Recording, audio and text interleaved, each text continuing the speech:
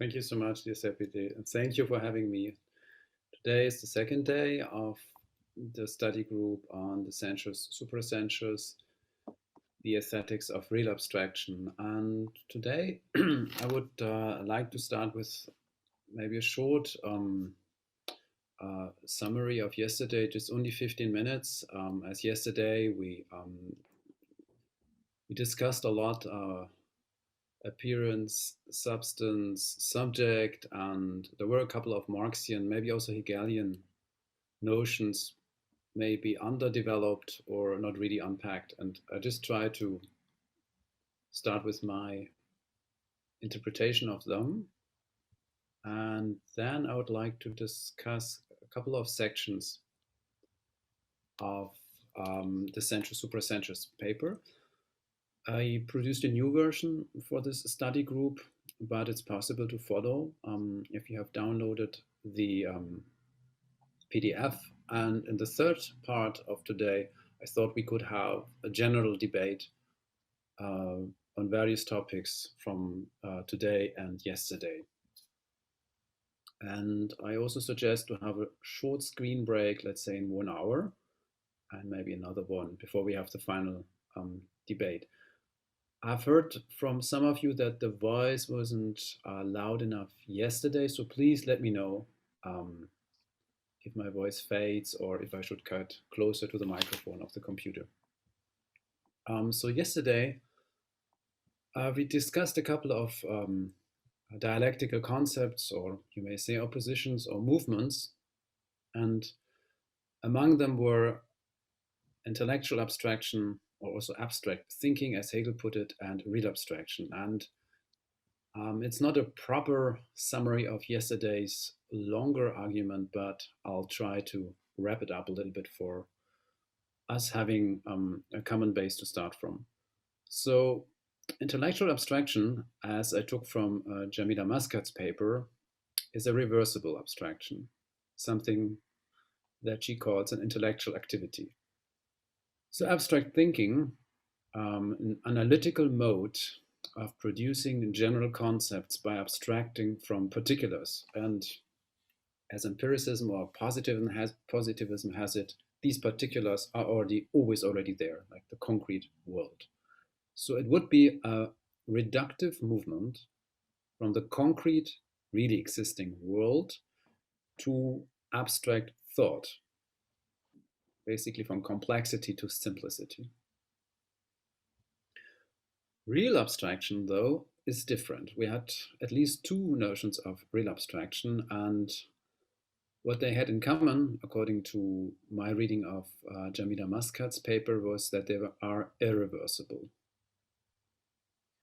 For Hegel and Marx, real abstraction is not an intellectual add-on onto the already existing world, but it is the fabric of the social. And in Marx, you may call it the ontology of capital relations. So the movement here is, it's a kind of a synthesis of abstractions, abstract simple determinations, as a movement toward concretion. Concrescere, as we can translate it, cum, with, and growing together.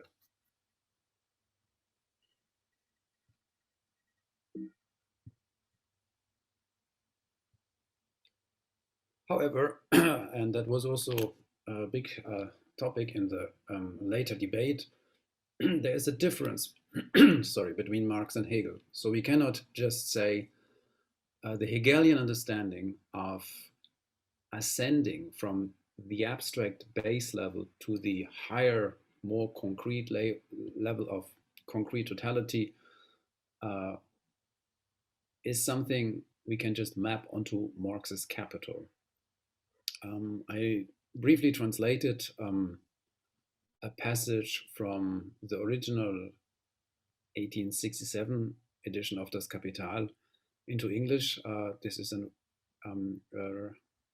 one of the passages that were later omitted. You still find it in the second version in a footnote, and then it got lost in the fourth that Marx and Engels especially edited after Marx's death. And when talking about the value form of the commodity, Marx writes there, this inversion, whereby the sensuous concrete counts only as a form of appearance of the abstract universal, rather than the abstract universal as a property of the concrete, is specific to the expression of value. If I say Roman law and German law are both systems of law, my statement is perfectly self-evident. But if I say the law, that abstract concept actualizes, verwirklicht itself in Roman law and in German law, those concrete legal systems, the relationship or context or cohesion becomes mystical. So Marx is very clear here in his critique of Hegel that we cannot assume a pre-existing abstract universal and not pre-existing, but the abstract universal basically as an essence that gives itself its form of appearance in the sensuous concrete by, yesterday I called it gluing together or sewing together various simple abstract determinations in order to arrive, remember, ascending to the level of concrete totality. So there is a clear critique of Hegel and Marx. However, what that means, we had to leave open. But I also leave it open here, but just to remind ourselves. However, we also said that not all real abstractions have to be irreversible, as Jamila Maskert's reading of Hegel and Marx suggests. So we could also think of reversible real abstractions that do not attain stability and consistency, rather they need iterability, they need series of performative instantiations, and they can be reversed. And we could extract such a reading from Kant and Sonretel. So abstract forms of the understanding, logics and sensibility, aesthetics, that is Sonretel's reading of Kant, are genetically and logically rooted, you may also say unrooted actually, in really existing economic exchange relations. We left open the question whether this is a homology or an isomorphism of the commodity form and the form of thought. We had a problem here to give a clear historicization of this argument, as this argument only holds true or is valid for commodified exchange relations, because otherwise we would have a problem with abstractions and abstract thought prior to capitalism. Again, we left this open, and in a sympathetic reading of Sonretel, we can assume that we talk here about the developed stage of capitalism, where exchange relations as exchange relations of equivalence have already assumed the commodity form. And there, for this certain modern capitalist age, Sonretel claims that he has found the origin and the logics of the Kantian transcendental subject, transcendental aesthetics and transcendental logics. So abstraction, then following Sonretel, is a non, or I would even say unconscious act performed in the real act of commodity exchange.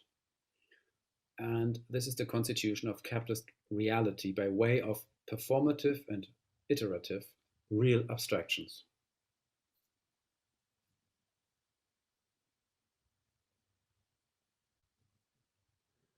Another angle that was a lot debated yesterday was the problem of substance and subject.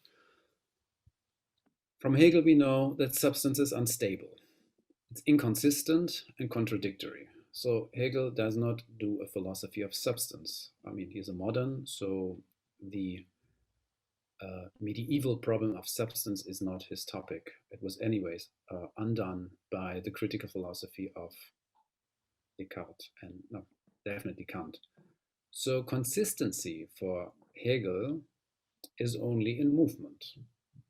Movement meaning here a self-negating movement of self-othering, of becoming different. So substance, by becoming subject, is the inconsistent. By becoming subject, the inconsistent, that is self-negating substance, is again being negated. So substance doesn't stay. There is no substance. Substance is movement. And this movement is the movement of double negation, of that which already negates itself, as substance is inconsistent, substance is contradictory. And to negate that, again, is becoming subject. And if you want, you can have the same structure of argument in Marx. That doesn't mean Marx and Hegel are the same, but here it's particularly helpful to remind ourselves of the Hegelian understanding of substance. Because Marx writes, the substance of value is abstract labor. That then becomes the subject, its own subject, as capital. However, value is unstable as a state. Value is not a thing. You cannot hold fast value. Value only persists as movement, precisely as surplus value. Value has to become, or will have been, in this retroaction, in this kind of futur antérieur movement, will have been surplus value. If value is not, will not have been surplus value, it is not value in the first place. Value is a trajectory. So the self-valorization of value logically actually predates any value production. It's not that value is first produced in some kind of simple commodity exchange as barter, and then capital would be added onto that. No, it's already developed capitalism, money economy, where these value relations as value relations, whereas substance, unstable substance, becomes its own subject as capital. So here actually the parallel reading of Hegel and Marx pretty much makes sense, regardless of other interpretations of Hegel and other, of course, philosophically valid interpretations of substance. Again, the substance of value, as defined by Marx, is abstract labor. And abstract labor comes into being by virtue of an abstraction from concrete labor. First, as we may know, in intellectual abstraction, but here through the synthetic act of combining abstract determinations. In Marx's Capital, we have commodity form first, money, and of course degrees of productivity and so on. So combining abstract determinations in order to enable concrete labor to be productive, a productive activity in the capitalist sense. That means to produce surplus value. So again, even though it seems like intellectual abstraction, we don't have first concrete labor and then somebody abstracts from it. The possibility of abstraction logically conditions any concrete labor. So it's not first the concrete is there and then somebody abstracts. This would also be a reading against, let's say, a logic of subsumption, as maybe romantic anti-capitalism, to quote Lukács, would have it. There are all these concrete labors, and then capitalism as kind of a parasite or vampire would put itself on top of that and extracts it. There is no concrete labor when there is not already the possibility or the, let's say, infra level of connectivity or network of abstract social relations. So concrete labor is not just labor. and also abstract labor is a very specific term that is being used here. So it's not labor in a transhistorical sense.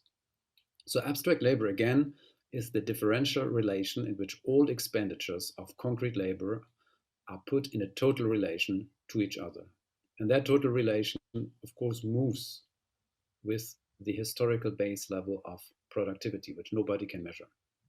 That's why abstract labor cannot, even if there would be a computer that would measure all our energetic, whatever, carbohydrates or whatever, the energy, life energy of everyone, you cannot, this is not a number. It's a purely differential relation that moves itself in time and at the same time creates the base level of temporality or temporalization. That might be a footnote on my otherwise very sympathetic reading of Moïse Postone. I think here I would assume a different understanding of time. Time as historical time and time as logical time. It's necessary for that understanding.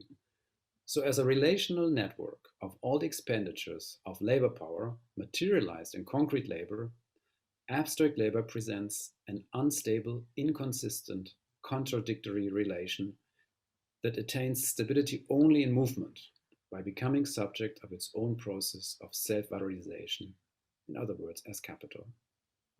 So again, substance is relation, becomes its own subject as capital. Abstract labor, value, surplus value, capital. So here it really makes sense to have a Hegelian reading of Marx. I mean, not a Hegelian reading, but a Hegelian understanding of the instability of substance. And Marx is actually even clearer than Hegel because he immediately says that substance is a relation. Substance is abstract. Labor, the value, the substance of value is abstract labor. And abstract labor is not some physical or physiological energetic expenditure of, as Marx unfortunately writes, muscle, nerve, and brain, but a purely social relation that propels itself in history, which has a trajectory, so to speak.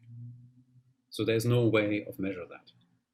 Rather, it allows the measurability of value through the money form. So it is basically not, it cannot be measured, but it is something that allows measurability and quantification. So in the last point, there was an essence and appearance. It also briefly was an issue, Erscheinung and Wesen. And here I put them together, Hegel and Marx. For both of them, the essence of essence is to appear. In appearance, an appearance is always the necessary form of appearance, of essence. Appearance is not an illusion, a veil, a cover. No, it is the necessary way how essence comes into, is in being. So appearance, or you can also say Erscheinung, or if you prefer Greek, the phenomenon, is to be differentiated from an artificial, worked up, constructed, or ideological pure semblance. Then it would be Schein.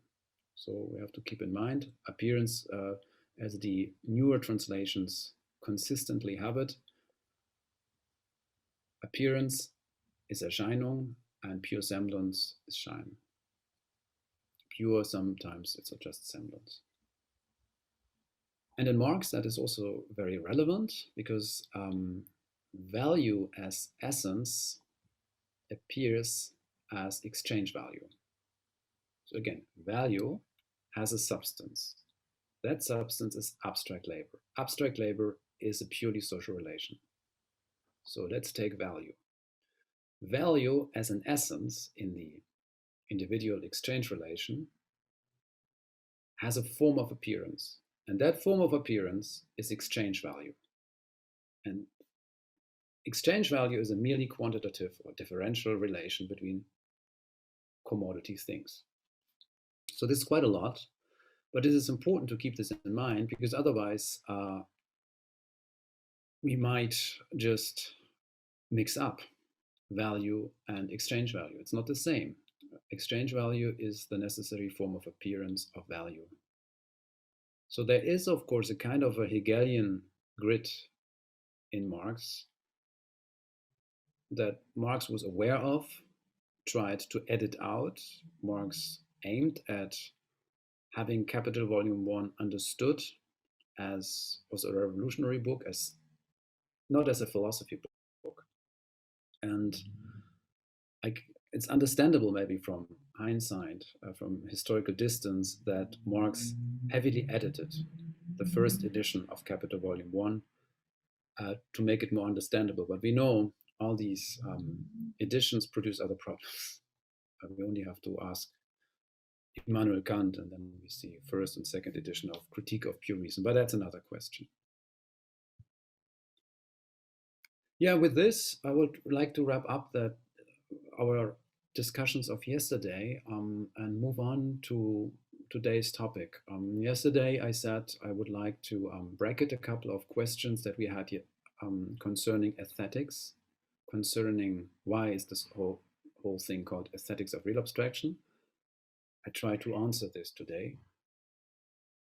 And again, why? What is this thing, this stuff, this materiality, sensuous, supra-sensuous? Yesterday I said that is a quite literal translation from Marx, a translation that, or a term that had been rendered differently, I would say incorrectly in English. Sensuous, sinnlich, übersinnlich, is Marx's determination of the commodity. And today I'll do it slightly different than yesterday. While yesterday there was a lot of Hegel, today I would start very briefly with Marx and Sonretel, and then suggest a different trajectory, going through Saussure and Lacan with Samo Tomčic's book, The Capitalist Unconscious, on Marx and Lacan, to arrive at commodity language, Warensprache, again, this is a Marxian term from Capital Volume 1, and a reading that is suggested by Werner Hamacher in his take on Derrida. And I would like to end with Allegory and Symbol, Marx with Benjamin. If you have read the much longer text, you can broadly follow it. It's section 1, 2, 4, and the last one. But I rewrote most of it, so you can follow the argument better, I think, through the handout that comes after this slide. Yeah, the first quote we know from yesterday, that is the only quote that is in both papers, but it's important to start here again. So explaining the peculiarities of the value form, in the original 1867 edition of Das Kapital, Marx wrote, and you remember, it is as if, he refers to the third peculiarity of the value form in the value form analysis chapter. It is as if, alongside and external to lions, tigers, rabbits, and all other actual animals which form when grouped together the various kinds, species, subspecies, families, etc. of the animal kingdom, there existed also, in addition, the animal, the individual incarnation of the entire animal kingdom. Marx's project of the critique of political economy could be summed up as the science of this animal and its spectral mode of existence. In societies in which the capitalist mode of production prevails, it is as if the abstract dimension of value acquires a life of its own. The dual character of the commodity, pertaining to both use value and exchange value, creates a seemingly autonomous sphere of value relations which have cut themselves loose from the central world of concrete commodities and the dimension of their use value. By the way, the use value dimension, which was also a topic yesterday, will be discussed in the end of that paper when I refer to Benjamin. But for the moment, let's go with exchange value and value and the autonomy of what later will be called the autonomy of the signifier. At this moment, we speak still of the autonomy of exchange values. And this autonomy in Marx, however, is not imaginary, as in the sphere of religion, where, to quote Marx, the products of the human brain appear as autonomous figures endowed with a life of their own. Rather, it is as if the mode of abstraction, namely value, has a real material existence of its own, independent of the human mind. You can also say the mode of abstraction, real abstraction, implied in value, becoming subject of its own movement as capital, has a non-communicative, or we could say a non-humanist kernel. The human is not the center of that.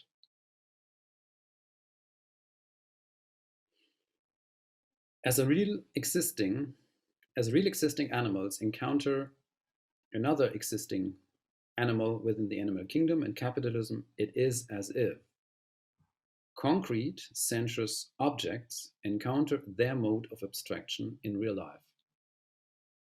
So that one commodity, specific commodity, encounters its own mode of abstraction in real life. And this is exactly the case when money encounters a commodity.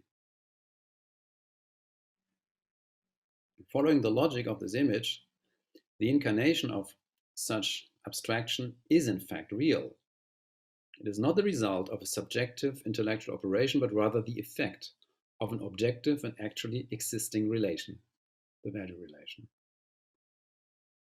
With the paradoxical nature of real abstraction, the limits of intellectual Darstellung or presentation is reached. We could ask here, is Marx deploying this animal as a metaphor, personification or animalization, or is it an allegory? Can we simply distinguish between the meaning of this image and its mode of signification? Or rather, does the linguistic structure of this image express the paradox of the capitalist mode of valorization and the critical mode of signification necessary to produce the language of the critique of political economy? If we follow the latter reading, it becomes apparent that linguistic modes of creating meaning, sense, and value are not limited to language. Commodity relations, too, are structured in a metonymical or metaphorical way.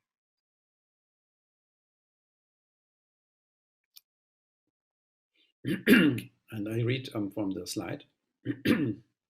These various forms, by which value and meaning are produced, are precisely what I will call the aesthetics of real abstraction. That is to say, that the value form of the commodity is homologically structured in accordance with certain aesthetic forms of signification, like symbol and allegory. And here we have maybe a first idea of the notion or the understanding of aesthetics. Obviously, it would, if we prefer more traditional understanding of the realm of aesthetics or the aesthetic, then it would not be performing arts or fine arts, it would be rather rhetorics. Language and capitalist economy have more in common than it seems at first glance. In Marx's case, we cannot simply separate the object of inquiry from its mode of presentation. And with mode of presentation, I mean the Marxian text.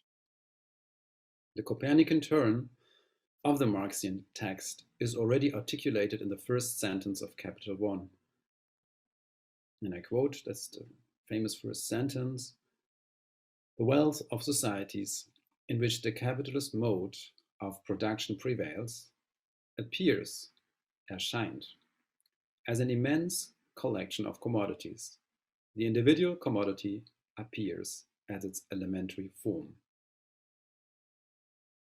Beginning with the form of appearance, the problem of presentation and the intertwinement of method and its object is introduced. Language is not external to this problem, but its side. Following Marx's Capital, the commodity, as the first chapter has it, has a dual nature. We know this, of course, already, use value and exchange value. However, whereas the former category, use value, seems unproblematic, and spoiler or not, it is very problematic. We will talk about this later. The latter, exchange value, expresses an abstract social category. It is the necessary form of appearance of value. As bearer of exchange value, a thing, in its character as commodity, expresses something that exceeds its inherently qualitative thingishness. Moreover, from the total perspective of capital accumulation, a commodity is nothing else but the crystallization of a certain social substance. Of course, we heard this already. A certain social substance is real. It's abstract labor. In Capital 1, Marx will later define the social substance as the substance of value, abstract labor, which is to be differentiated from concrete labor.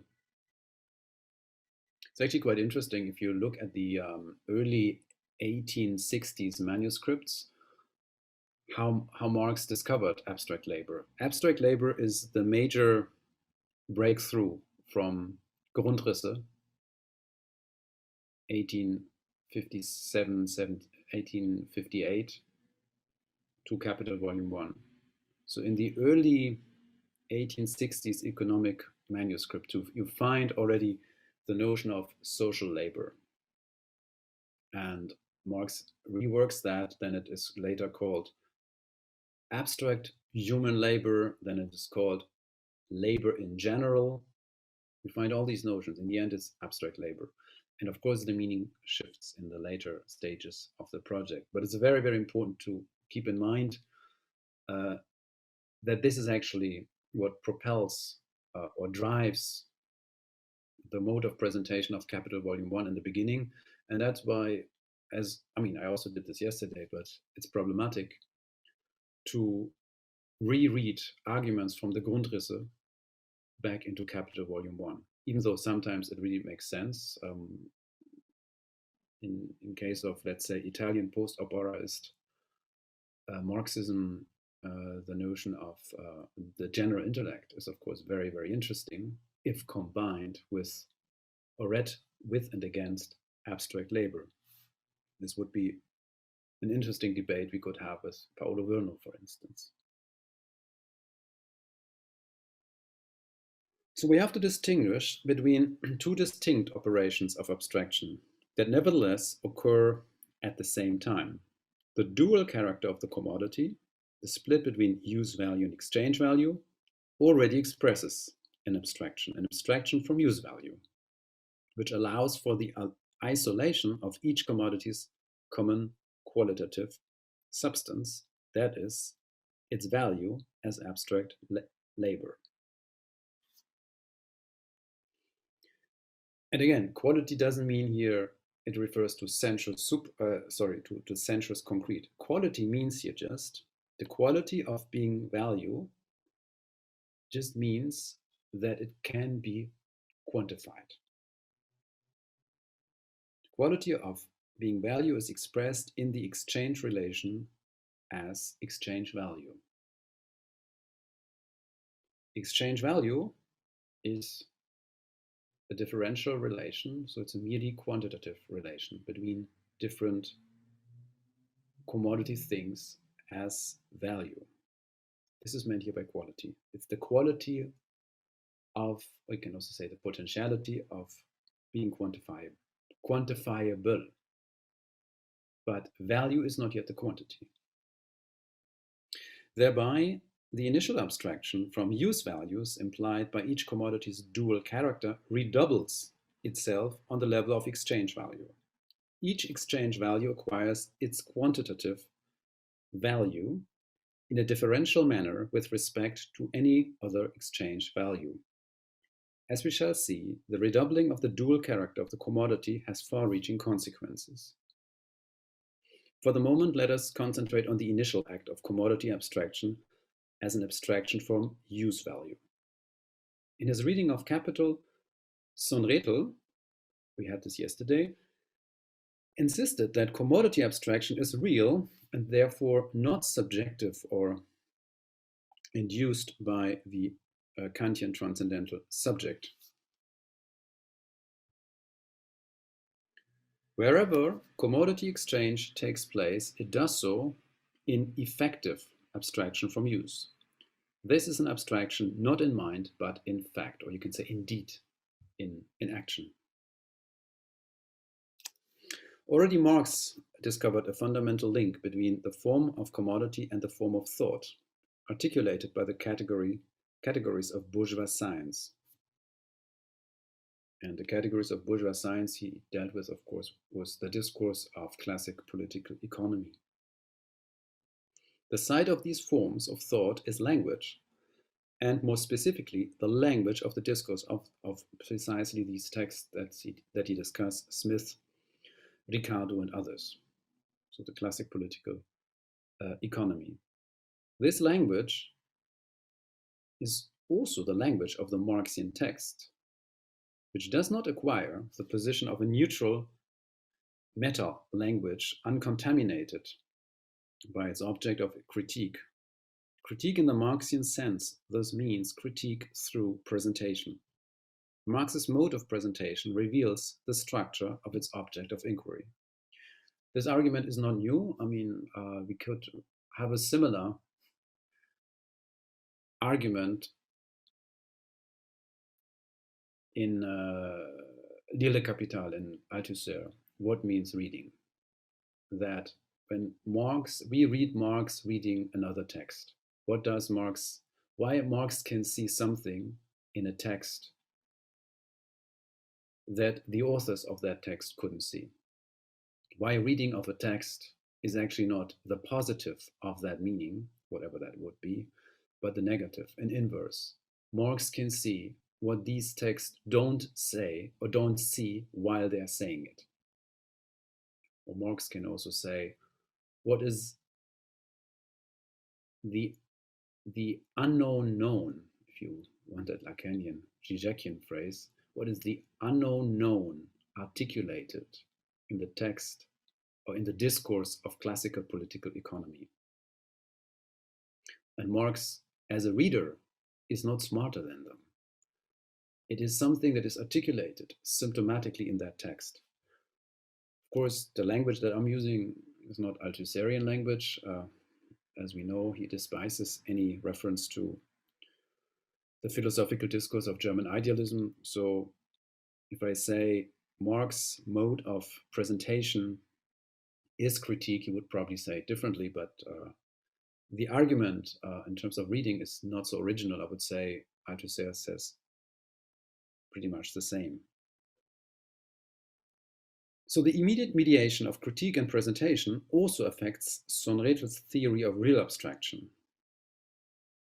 Again, the language of Sonretel talking about real abstraction also affects the linguistic mode of presentation of that real abstraction. And of course, that gives us another kind of subplot to the argument of where does real abstraction actually come from? Is real abstraction something, we can say, the economic origin of the Kantian philosophical pure forms of thought and sensibility? No, it is much more far-reaching. It also affects the Sonretelian text.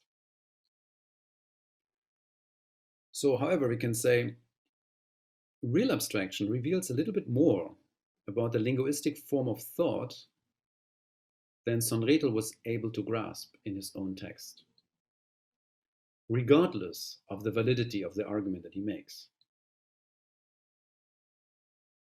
The scientific discovery of real abstraction is written in a language that relies on certain aesthetic modes of signification, tropes, figurative speech, which share the logic of their signified object of inquiry, namely here value.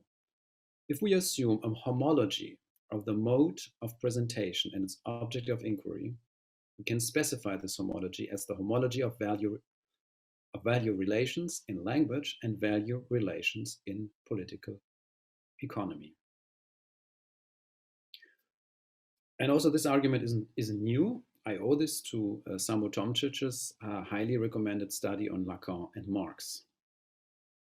Of course, as a disclaimer, we would all agree words are not commodities. Yet symbolic orders in language and social commodity relations share a certain logic of their respective networks of relationality.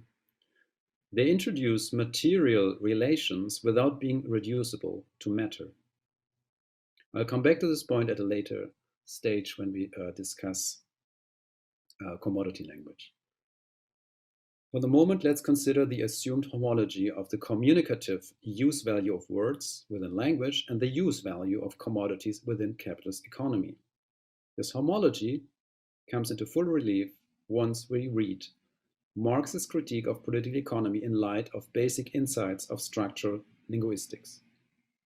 Both fields of knowledge can be described as sciences of value.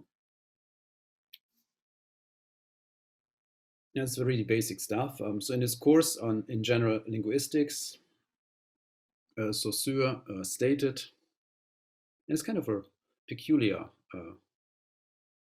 argument that he makes here. Here in linguistics, as in political economy, we are confronted with the notion of value. Both sciences are concerned with a system for equating things of different orders. Labor and wages in one, and a signified and a signifier in the other. So whereas economic value comes into being by virtue of a totalizing equation of all different kinds of concrete labor in their transmogrification or transubstantiation as abstract labor, linguistic value emerges through a differential relation of signifiers whose operators of meaning are metaphor and metonymy. So according to Saussure, the linguistic sign has a dual character, concept and sound image, which can be formalized as the unity of signifier and signified. I mean, you know this probably, the famous starting point of the course in general linguistics by Saussure. This kind of the minimalism of the formal minimalism in structure. So against more naturalizing accounts on the origin of linguistic science, Saussure's famous thesis was that the bond between the signifier and the signified is arbitrary. Not conventional, not natural, but arbitrary. If the linguistic sign is arbitrary and can be isolated without further reference to an extralingual referent, the value of each linguistic sign is not grounded in any natural, empirical material, bond, or substance. And if the existence of a meta-language, a standpoint from which all linguistic signs could be overlooked and totalized, can be ruled out, the value of each linguistic sign can only be derived differentially, via negationis. Value emerges as the difference of each sign vis-à-vis another sign. Only this metonymic system of differential reference allows it for Saussure to draw his comparison to economic value. And here we should already add two exchange values. Indeed, the autonomy of the signifier is also at stake in the process of economic valorization. A commodity as use value has no inherent value. It is only the material bearer, yesterday I said transitory medium, of a common social substance that kind of flows through it and gets in and leaves it. The social substance, abstract labor, is expressed by quantifiable exchange values. As use values, commodities differ above all in quality, while as exchange values, they can only differ in quantity and therefore do not contain an atom of use value, as Marx put it. This emancipation from the plane of the empirical material could give rise to a theory of the autonomy of exchange value. Exchange values signify commodities in a relational way, and every exchange value presents itself to another exchange value in a denaturalized, differential manner in order to gain its unstable, transitory identity as a quantitatively distinct value.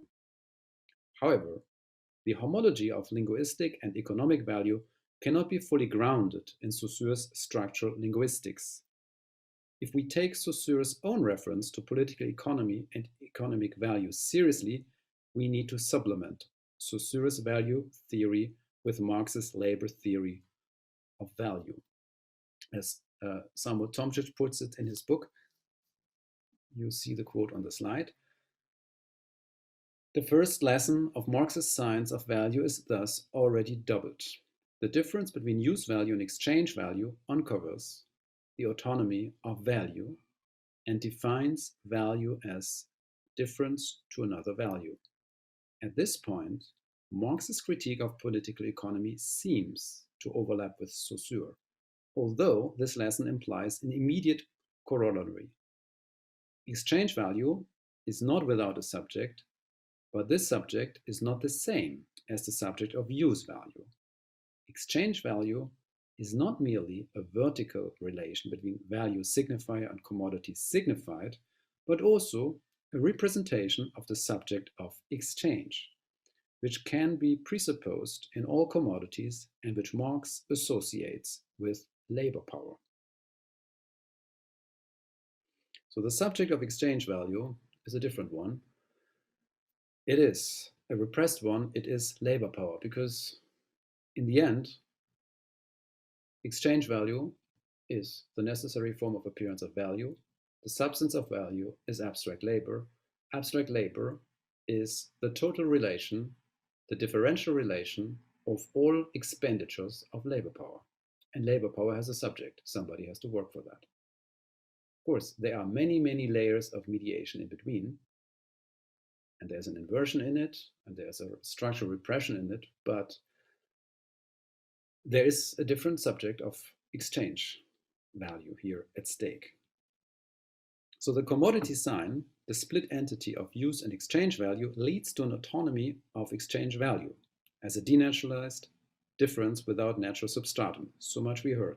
Here, Saussure and Marx overlap. However, exchange value is defined by Marx as the necessary mode of expression or form of appearance of value. And what is expressed here finds its quantifiable form of appearance is value. And as we know, value is a social relation, the substance of which is abstract labor. The latter, and with it the entire dimension of value, can only be produced by the commodity of labor power, by the selling and buying of labor power, and the reproduction of labor power. Once labor power is bought by capital and employed in the labor process, it can produce more value than that which is necessary to reproduce it. Of course, including the worker's means of subsistence, social reproduction, and unpaid housework, and racialized work, migrant labor, gendered labor, all this kind of exploitation, layers of domination and exploitation are included in this relation. In the difference of what is paid for labor power and what labor power can produce as value when employed in the productive process. I mean, this is Marx's theory of surplus value. The conversion of concrete labor into abstract labor, the substance of value, is only possible by virtue of a differential relation in which all expenditures of concrete labor are put in a total relation to each other. This is the social relation indicated by Marx's term abstract labor. And of course, in order to have this mediation, to have all the abstract labor, all the concrete expenditures of labor power in a relation, in this relation network, we already have to assume that there's the money form. Even though in Capital Volume 1, money form comes quite late. And as Marx wrote, abstract labor is only the expression of equivalence between different sorts of commodities which bring to view the specific character of value-creating labor by actually reducing the different kinds of labor embedded in the different kinds of commodity to their common quality of being human labor in general. Here you find the other the other term, the other expression, abstract labor as human labor in general. We may add that there is not so much human in there because it is a purely differential relation. It is not grounded in a natural substratum. Marx even goes that far, as I mentioned earlier, to just say human labor in general. Yeah, what shall this be? Energy or what? I mean, it is something that is not grounded in faculties of the human as understood by human sciences, but grounded in a purely differential relation, whatever that content is. So whereas at first sight, economic value as exchange value seems to entertain an autonomy that can be grasped in homology to the autonomy of the signifier, as we had in Saussure, as in the linguistic sign, we can now specify that this autonomy is underpinned by another relation expressing an asymmetry, the asymmetry of economic exploitation and surplus value extraction, structurally implied by the act of selling and buying labor power. The subject of exchange is the proletariat, to quote Marx, the masses of humans who have nothing to sell but their labor power. In fully developed capitalism, people who have nothing to sell except their own skins, another famous quote, become a mere embodiment of labor power, the only source of surplus value, of course. If the proletariat is represented in exchange value, or let's say implied in exchange value, as the subject of exchange, this position remains ultimately unconscious and repressed. It is in this sense that the proletariat is the cut or the real glitch in the otherwise fetishistic image of the seemingly self-generative sphere of exchange value relations. I mean, it's exactly the sphere that you can see in the stock market and in trading of derivatives. In other words, through labor power, an antagonistic social relation enters the clean sphere of the exchange of equivalences. Now we can fully grasp the consequences of the redoubling of the dual character of the commodity. The abstraction from use value is mirrored by the abstraction of concrete labor as abstract labor. If the latter is the substance of value, and in turn value finds its necessary expression, its necessary form of appearance, in exchange value, the autonomy of the value as a metonymical chain of self-differential exchange values contains a systemic cut or asymmetry, an asymmetric social relation that is embodied by Marx's proletariat. So what structures the sphere of economic value relations is the redoubling split within the commodity form as use value and exchange value. If capitalism is structured by the value form of commodity relations, this structure is unstable, contradictory, and driven by negativity. You can also say by class antagonism. On the flip side, we can detect a homologous structure in language through this reading. The autonomy of the signifier as structure expresses a cut contained in the split within the linguistic sign as signifier and signified. Moreover, this cut emancipates language as organon of communication from its secondary instrumental role. From Saussure's structural linguistics and its further expansion to the field of psychoanalysis, we learn through Jacques Lacan that linguistic value has cut itself loose from the intentions of empirical subjects of communication. I take this from Sami Khatib again.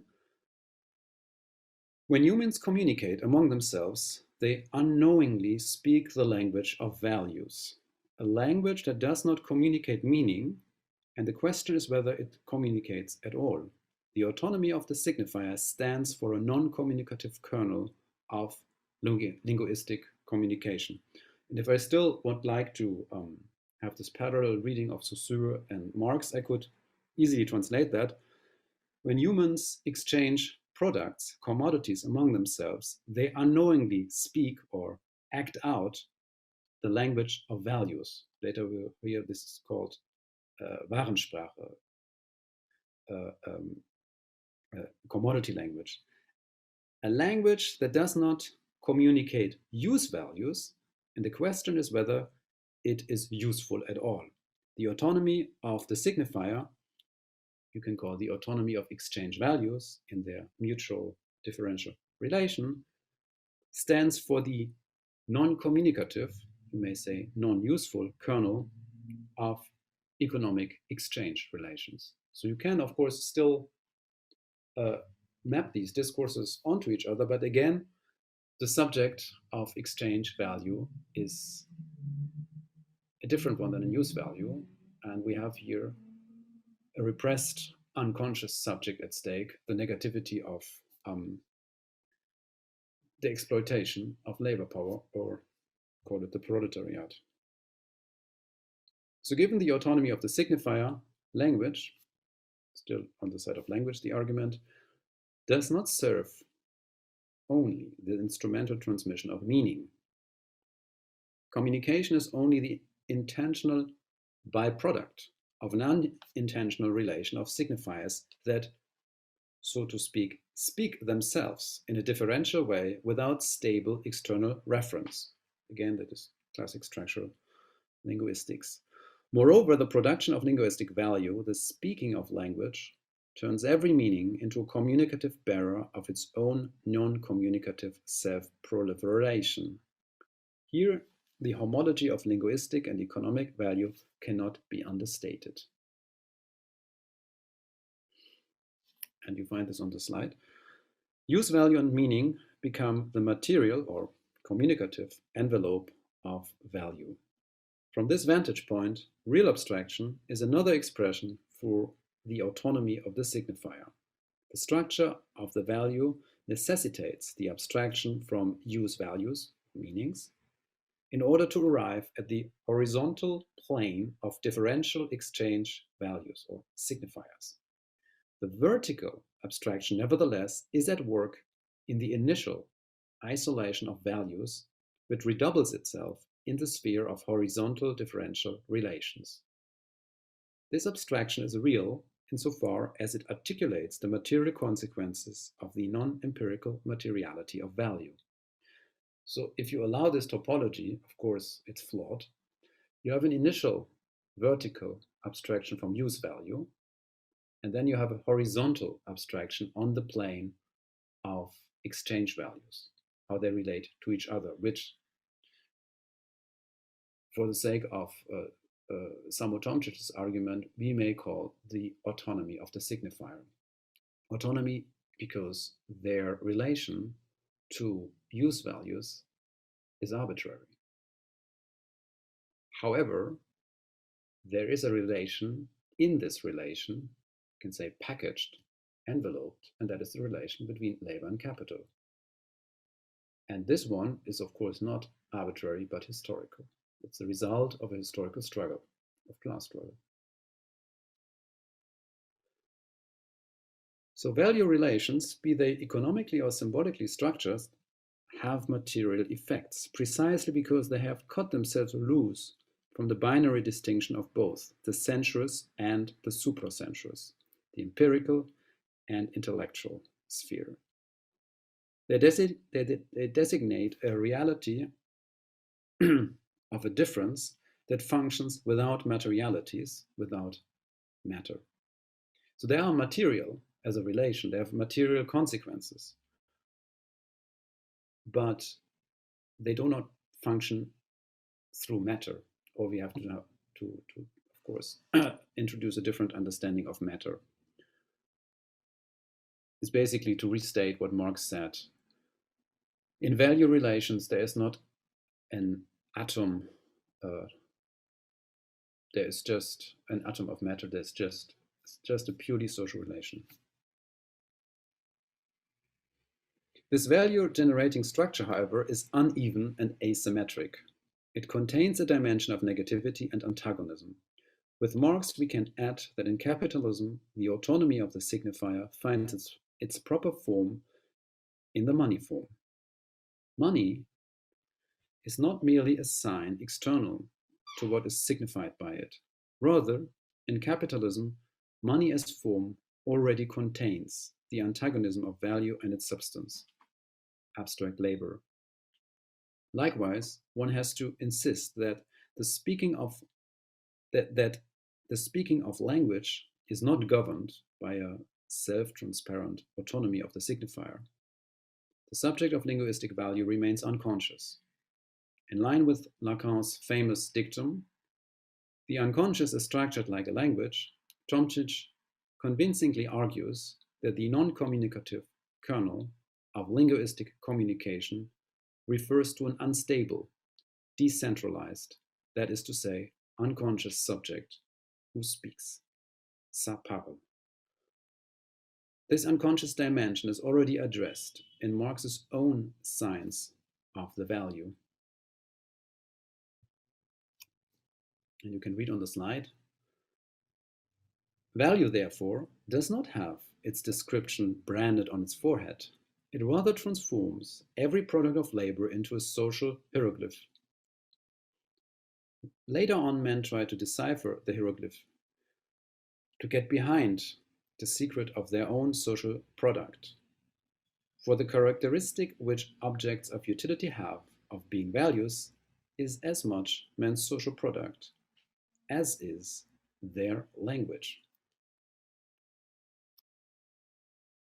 So put differently, the autonomy of the signifier, which structures the domain of both economic and linguistic value, necessitates the agency of an unconscious subject. Hence, value production contains a structural misperception, reducible neither to the sphere of the use value, the domain of wrong meanings or false consciousness, nor to the differential circulation of exchange values, the plane of the signifier, inappropriate words or incorrect language. Therefore, Marx's position as a critic of capitalism cannot assume a meta position that could speak beyond commodity language. Marx's scientific discovery of the commodity form is written in a language that shares the logic of their signified object of inquiry, namely value. This may be a good moment to stop. I still have two shorter sections, each of which roughly 700 words, so that would allow us to get deeper into commodity language and then later into a Benjaminian reading of allegory and symbol with regard to commodity language in Marx. And there would then end. The last part is then on what happens to the dimension of use value in this kind of seemingly autonomous, self-generating sphere of exchange values. But yeah, I don't know. We could already briefly have the short brief here. Yeah, Zizek's unknown comes, of course, later. I have prepared that slide precisely with that Horrible mate, Donald Rumsfeld, yes, of course, but only in the very end. So if you agree, then we just have a screen break of 5 minutes and then 2 short sections, and then we have a specific debate on the arguments of this paper and maybe a general debate following after. Thanks so far. Okay, see you then in 5 minutes exactly.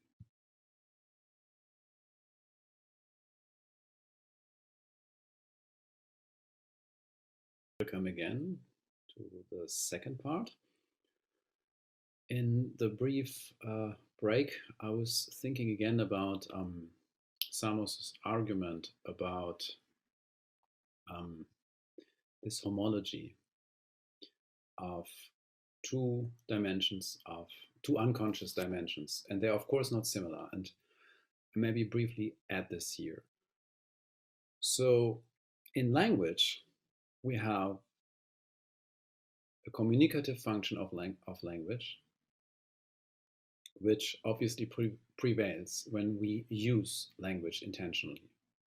However, there's an unconscious subject that speaks itself as well, and that is the non-communicative kernel, where language speaks itself. You can say, with Lacan, in the Freudian slips of language. That's why most of his teachings are about puns and plays with words. In capitalism, however, the unconscious dimension is a repressed one. So we have the use value dimension, and first this one we have repressed, and we have repressed the subject, the unconscious subject of exchange relations. So when we intentionally exchange commodities, I buy this commodity with money, I also speak another language I'm not aware of, I can be aware of, but it doesn't change anything. And that is the language of the differential web or network of exchange values, propelled in time, because they are not stable, as we heard. The substance is a relation that becomes its own subject. I speak the language of capital in the end. So this would be the non-communicative kernel, or non-useful kernel, so to speak, unless I'm a capitalist. But also for a capitalist, it's not guaranteed that you actually end up with surplus value. So the non-useful, non-communicative kernel of the speaking of commodity language has an unconscious subject that is repressed.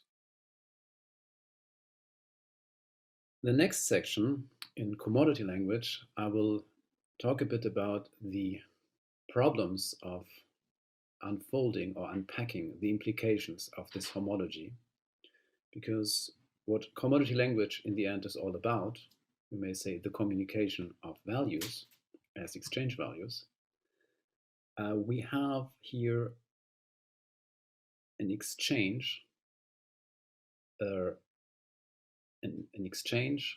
commerce, Verkehr in German, that in the same moment of exchanging this for that inverts that very relation, indicated by the German word Verkehr.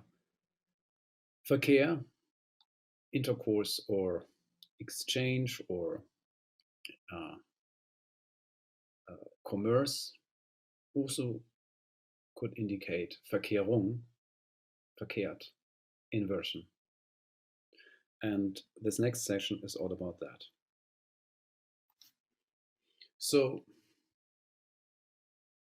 it is not by coincidence that in Capital, Marx himself compares the mutual commerce of commodities and their values to language. and that's a quote you see on the handout, we see then that everything our analysis of the value of commodities previously told us is repeated by the linen itself as it enters into association with another commodity, the coat.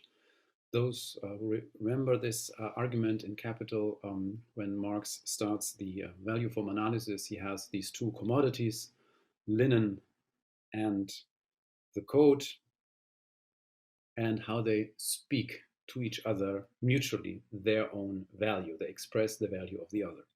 Once this relation is totalized, then all of these values can be spoken in one specific commodity, which then is the money commodity.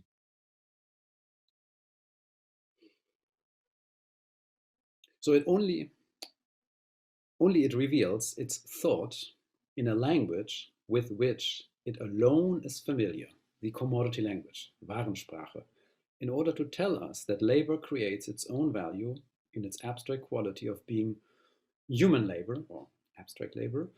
It says that the code, insofar as it counts as its equal, i.e.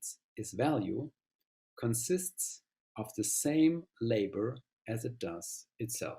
And the same labor, with what we have heard before, we should translate as same amount, in inverted commas, same amount of abstract labor. Again, abstract labor cannot be quantified, but it is the condition of quantification. Again, the argument was substance of value is abstract labor, and exchange value, quantity, is the necessary form of appearance of value. Value itself cannot be quantified, yet it is what allows quantification. The comparison of language and commodity relations is therefore not external.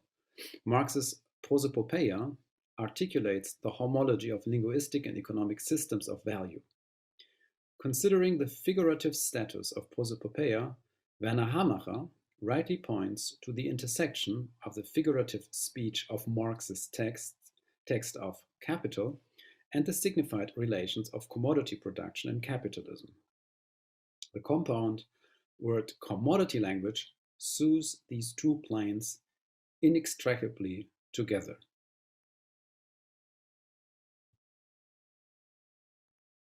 And this is Werner Hamacher.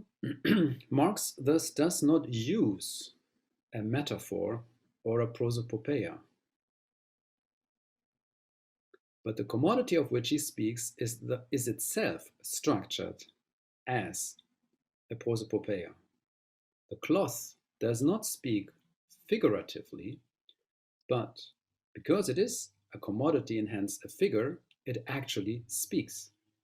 A language devolves to it, and indeed, the only language dominant in the commodity world, because language is both abstract and material, i.e. the incarnated form of man's expression and the form of organization of his labor. That commodities, and moreover everything affected by them, speak a language, and perhaps the language, is what Marx calls their fetish character. Commodity fetish, that means commodity language. End of quote. The quasi-transcendental, of course it's historical, but quasi-transcendental medium of this language is of course money. Only money provides the manifold of commodities with a universal language. Every commodity can speak to another commodity in the language of money. Money hence is not external to commodity language, but inherent to it in the precise sense of a structural condition of the possibility of each commodity's speech act.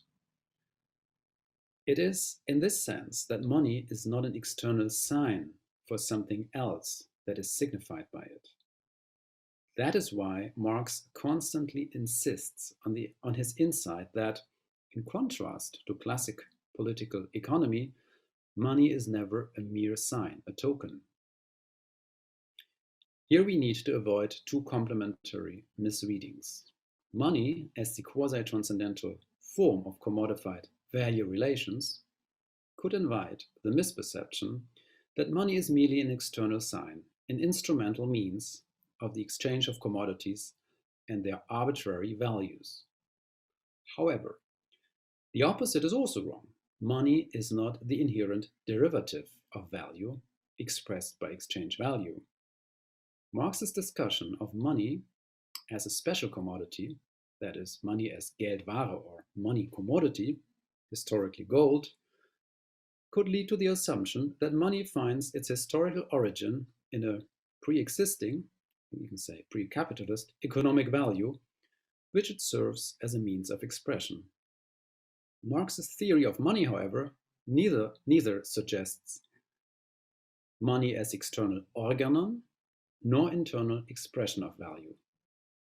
To be sure, money as the quasi-transcendental medium of commodity language serves the communicational purposes of commodities.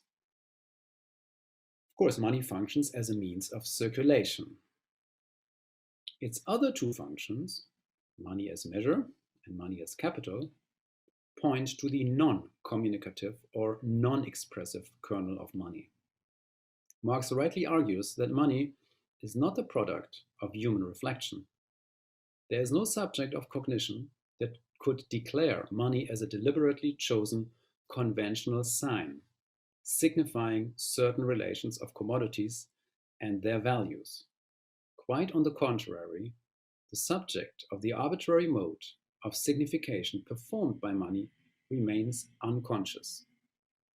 Labor power and the dispersed subject of class antagonism, that is, the negativity of the proletariat as bearer of labor power, is the unconscious subject implied by the seemingly autonomous sphere of money signifiers. We can later discuss what that means in terms of the early 1970s and the dropping of the gold standard, and whether there has ever been such a thing like a gold standard. Gold standard, of course, had a function, a psychological function if you want, or it had as an imaginary relation, it had material relations or material effects. Nevertheless, the commodity speaks. It speaks commodity language through the mouths of the agents of the market. Actually, Marx's term here is also quite revealing. He calls these agents of the market Charaktermasken or character masks, almost like on stage.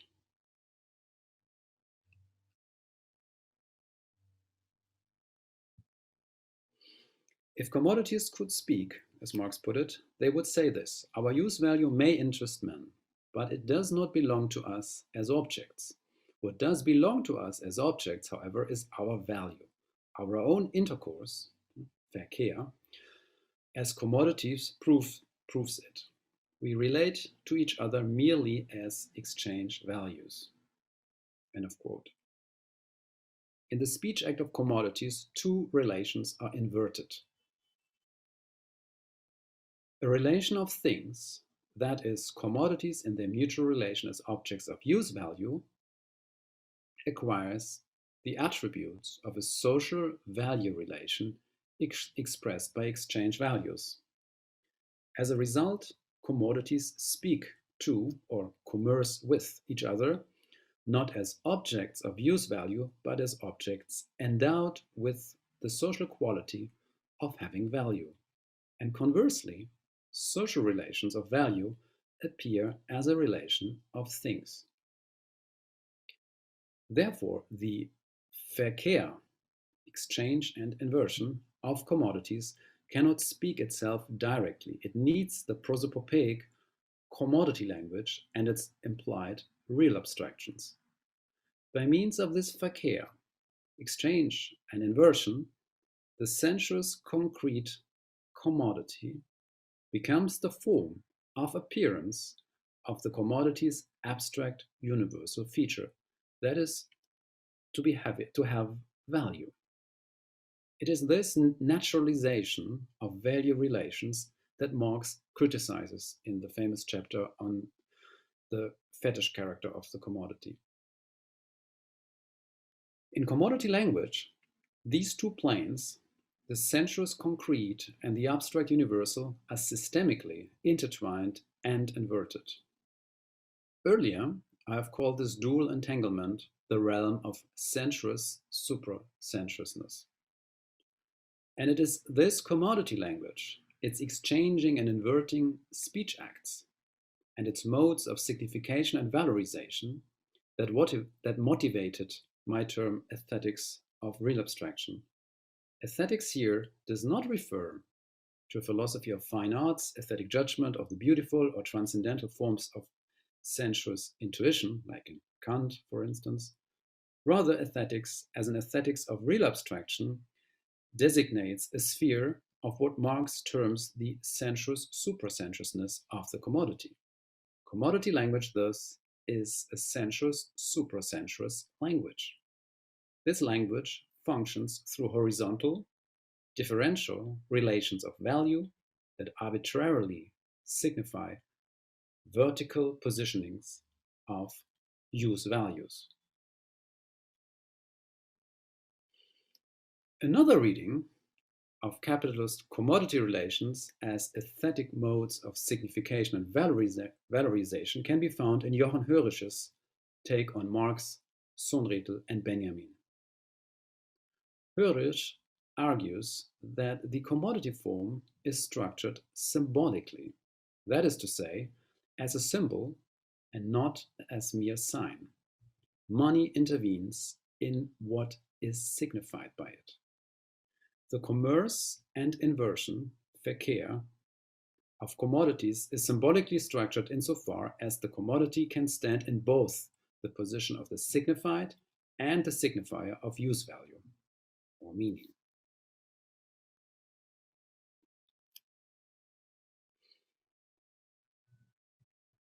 You can see the quote by Johann Heinrich also on the handout. The commodity as a thing partakes in the sphere of meaning and value.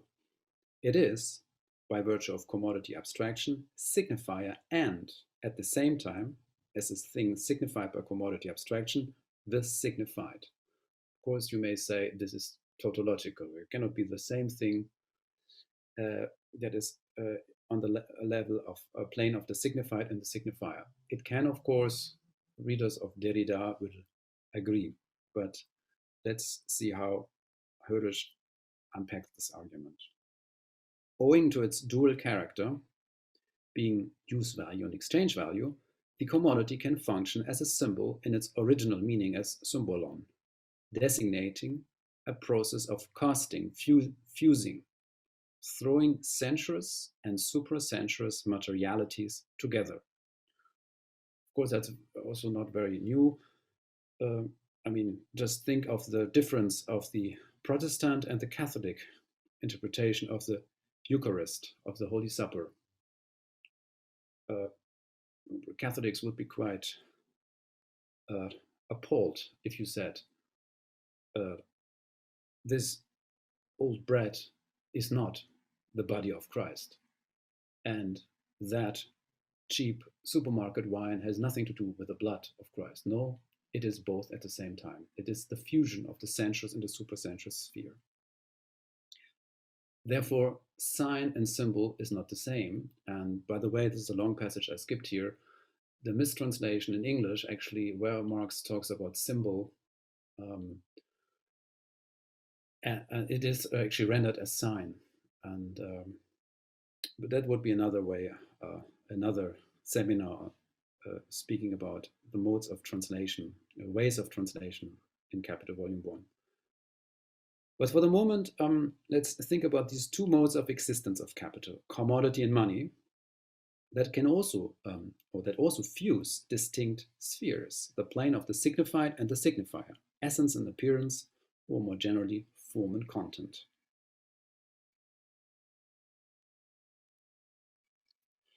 In the Arcades project, and now I jump into the work of Walter Benjamin, in the Arcades project and also in the Baudelaire studies. Sorry, but there will be some police cars. It's weekend. In the Arcades project, Benjamin, however, made a slightly different argument. Instead of understanding value relations of commodities symbolically, he read them allegorically. Shifting the perspective from exchange value to use value, he argues that things as commodities perform their use value dimension in a denaturalized, allegorical way. Whereas commodity as exchange values allude to the symbolic signification in a natural, you say, fetishistic way, without any perceivable cracks or gaps, this was Hirsch's argument, commodities as use values appear as, this is Benjamin, the allegorical, fragmentary, and ultimately contingent bearer of value. And this is a quote from Benjamin: allegorical emblems return as commodities. Allegory is the armature of modernity. And those readers of Benjamin might be remembered of the letter that Benjamin wrote in the late 1920s after he discovered Marx through Lukács, where he intended to rewrite his earlier theory of the allegory, which was part of his book on the German tragic drama on the Baroque, to replace the figure of the allegory by Marx's chapter theory of the fetish character of the commodity. Of course, Benjamin did not finish this project. He died in 1940, as we know, and what I'm sampling here are fragments from the Arcades project and from Central Park, which is one of the preparing studies of his unfinished book on Baudelaire. So reading Marx with Benjamin, we could argue that in capitalism, contingent things, whatever their specific materiality and use value may be, are treated indifferently as the allegorical envelope or shell of value relations. That is to say, commodities really speak differently. Allos agorein. Things do not simply mean by themselves. Acquiring meaning implies being attached to the horizontal plane of differential relations expressed by exchange values, or in terms of structural linguistics, by linguistic values.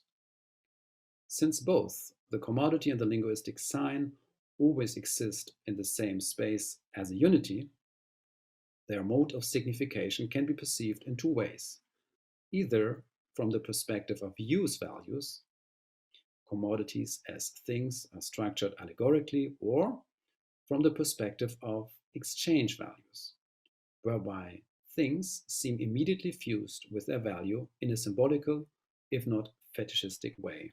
This was Hirsch's argument. That is to say, it is only the allegorical way of seeing that is able to perceive the brokenness of things that otherwise used to function as use values. Things as ruins come into view when their capitalist use values have become obsolete or dysfunctional. Ruinedness is a mode of being deprived of wholeness, a thing deprived of its proper use or meaning. A long bracket could start here. Benjamin's fascination, if not obsession, with the Parisian arcades, the decaying shopping malls, if you want, of the mid and late 19th century, comes precisely from this reading. The outdatedness and the after history of outdated use values. They are not useful anymore for capitalism. In capitalism, the allegorically assembled meaning materialized in a use value is ultimately superseded, annulled by its exchange value and eventually its price. It has a price or it has no price. It's priceless, it's worthless. No meaning is fixed, attached to a stable configuration of material things, and conversely, no value empirically precedes its modes of appearance, its contingent embodiment in a thing as commodity. We can Now understand why for Benjamin the fundamental ambiguity of the allegory, the inner dialectical tension between its enigmatic fragment character and its expressive character as the expression of a conventional meaning, is deflated in capitalism and rendered useless by an equivocal, arbitrary, radically contingent mode of value signification. The commodity's final price tag eliminates all stained traces of its historical genesis. Against all odds, Benjamin sided with the perspective of meaning and use value, which he attempted to rescue as allegorical brittleness against the fetishistic semblance of unstained universal exchangeability and autonomous self-signification. Things as useless ruins of matter, the material residues of deactivated use values, so to speak, only unfold their critical dimension when seen from the perspective of what they are not. They are not conventional meaning. However, we must not favor either perspective over the other, either use value or exchange value. The otherwise incompatible discourses of Marx and Benjamin, I mean, the incompatibility is in terms of their reading of the fetish character of the commodity. Otherwise, they might be compatible. But these incompatible readings intersect in precisely this aspect. Both Marx and Benjamin understand that in capitalism, conventional linguistic meaning and the category of use value are superseded by a denaturalized, decentralized, differential, and arbitrary mode of signification and valorization, aptly addressed by Marx's term Warensprache, commodity language. Instead of fetishizing the ruins of a seemingly lost immediate access to meaning and usage, both Marx and Benjamin analyze the cut and asymmetry in seemingly self-referential social relations in language and in capitalist economy. Put differently, aesthetics in this sense is not limited to aesthetic modes of producing meaning, such as allegory and symbol, but refers to the entirety of vertical and horizontal relations of abstraction and signification. This entire sphere of meaning and value is addressed by the aesthetics of real abstraction as the domain in which sensuous, supra-sensuous things acquire a life of their own. Thanks so far. I would say let's stop here. There is one more slide, but I would save this for the discussion. I think some of you already anticipated that, but we could talk about this in another round of discussion in terms of how we could understand real abstraction as something unconscious, as something unknown, known, and maybe I'll leave this for later.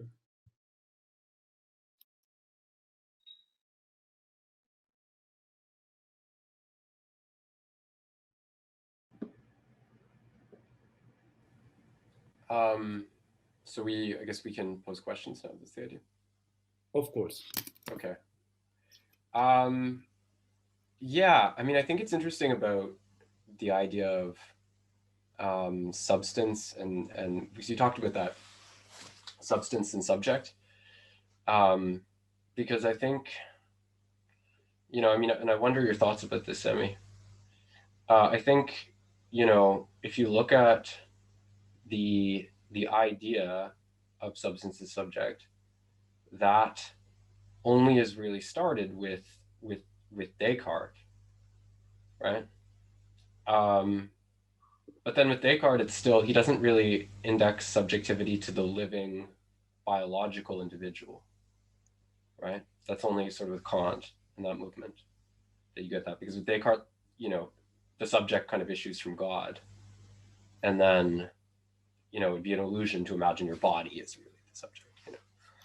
And so it's very interesting that that's happening, right? Just as you have the advent of capitalism, which suggests that the transformation of substance, and if you follow us on Rethel, well, then substance is what? Substance is value, right? The translation of substance to subject happens just as value becomes labor, right? Commodified labor power. So I wonder what you think about, and that also is very interesting too, because I feel like sometimes when you read people, again, I'll go back to Pistone. Sometimes when you read people like Pistone, they like to talk about, you know, value being the subject at the exclusion of the proletariat.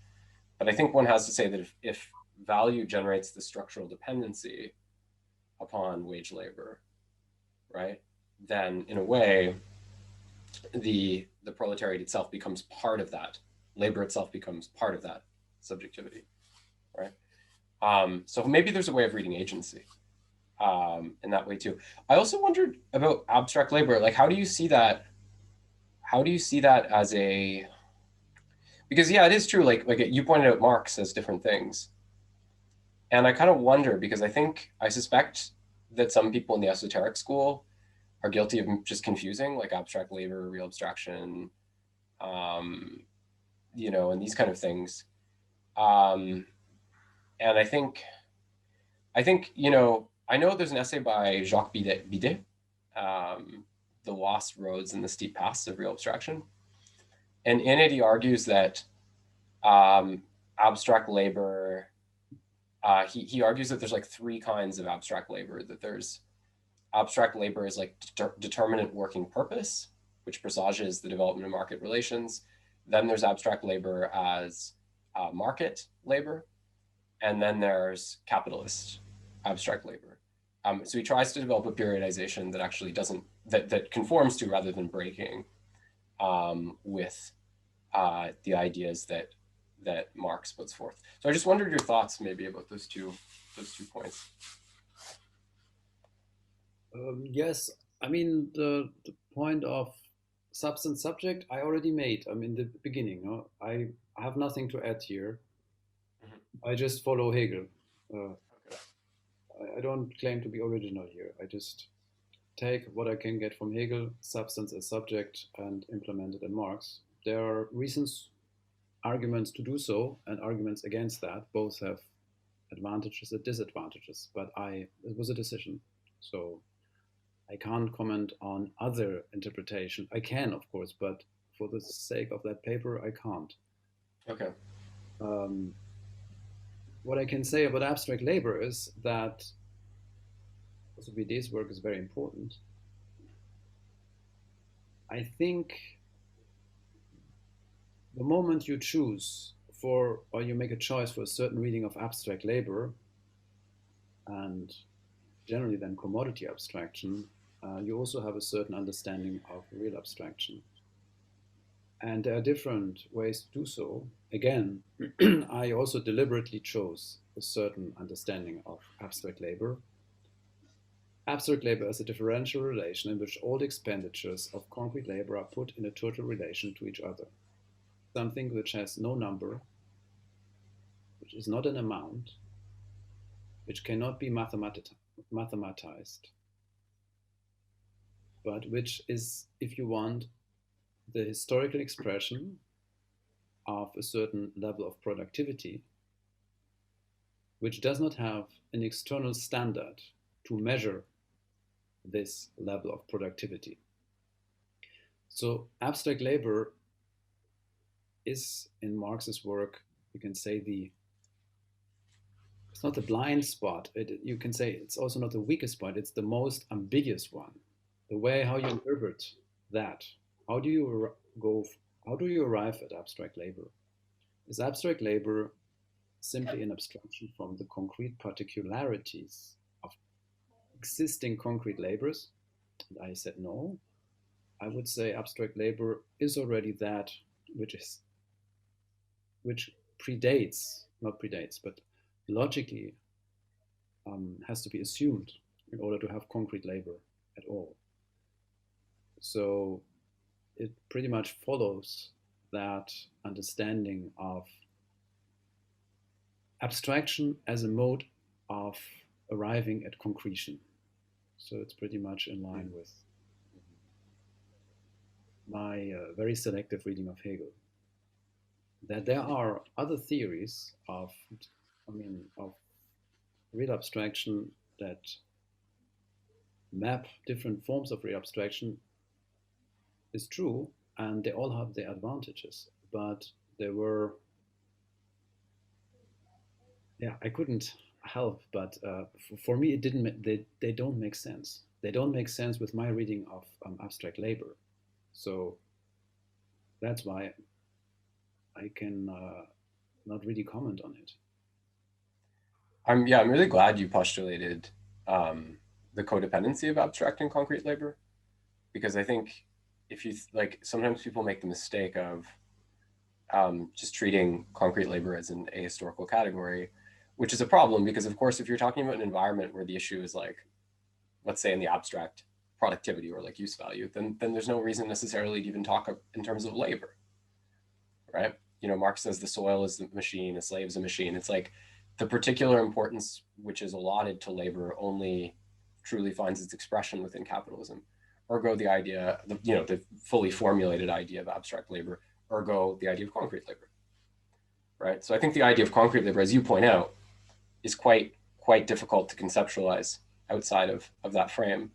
But I guess with all I meant about abstract labor is just, Marx has a hard time with this too, right? Because he says like, well, he struggles a bit with it, not just in terms of the historical periodization, but in terms of like, well, it's homogeneous, but then he struggles with how to treat something like differentials in value, which could potentially be generated by higher skilled workers, right? And Bidet has a very good commentary on that. And that just speaks to, I think you've pointed out, it also just speaks to the ambiguity of it. I mean, obviously the homogenization of labor didn't just occur at one point in history. And the homogenization of labor, well, concrete labor being an extreme example, but the homogenization of labor is not total under capitalist relations either. So it's also a very hard category, right? Yeah. Yes, I mean, you could argue that there's a homogenization of labor as concrete labor that you could understand in a phenomenological sense. If you think about something like Fordism or Sami Khatib in modern times. But I would argue that with abstract labor, this is precisely not meant. Abstract labor has nothing to do with the phenomenological sameness or homogeneity of concrete labor. The homogeneity of concrete labor is not through the content that actually is performed, to the activity, but through its form in time and space, because time and space give the homogeneous medium. Mm-hmm. Mm-hmm. And that is, of course, von Riedl's argument, because he would say that in real abstraction, the Kantian pure forms of intuition, time and space, are historically produced, even though there is no meta-historical standpoint from where you could argue for this historicization, no standpoint beyond that real abstraction that has given us that homogeneity. Homogeneity in terms of concrete labor just means time and space. That means that you can quantify certain expenditures of labor, and the moment it is converted into labor, which is both abstract and concrete, time, which can be quantified, and space, which could be measured, the expenditure of labor power in a spatial environment, do not measure any more value.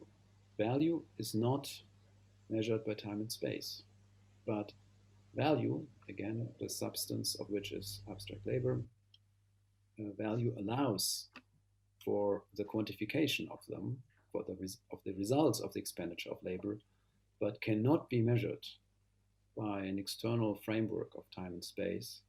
Rather, value is the historical trajectory that has produced these standards that you can find in concrete expenditures of labor power manifested in the struggle for the normal working day, the 8 hours, the class struggle around it, the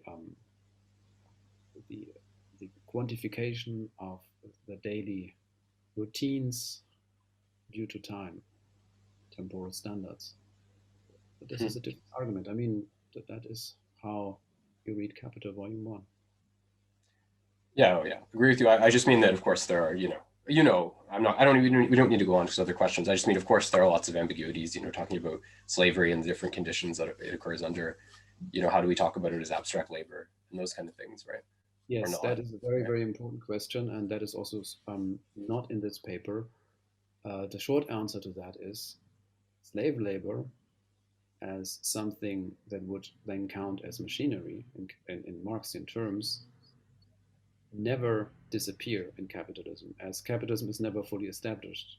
What Marx otherwise calls primitive accumulation is not a history that took place once upon a time, but colonization and slavery have always been in capitalism, and capitalism cannot do without it. So this whole argument hinges on the assumption that capitalism is never capitalism, is never self-identical, it never can fully conform to exactly this kind of value production as seemingly autonomous self-referentiality. No, there are all others pre-capitalist modes of production included, yet then mediated by the capitalist relation through money. But they're all there. So capitalism is always in becoming. It's never finished. And that's also why it's an uneven development.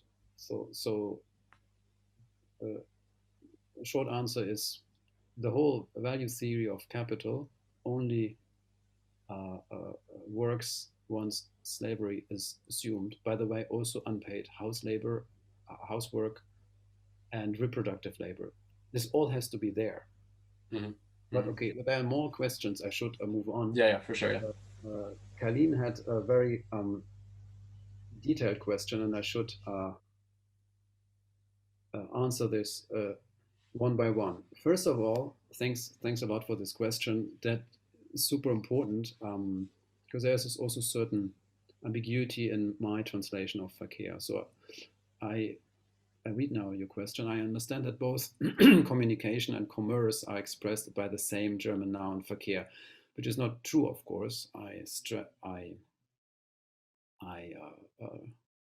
enlarged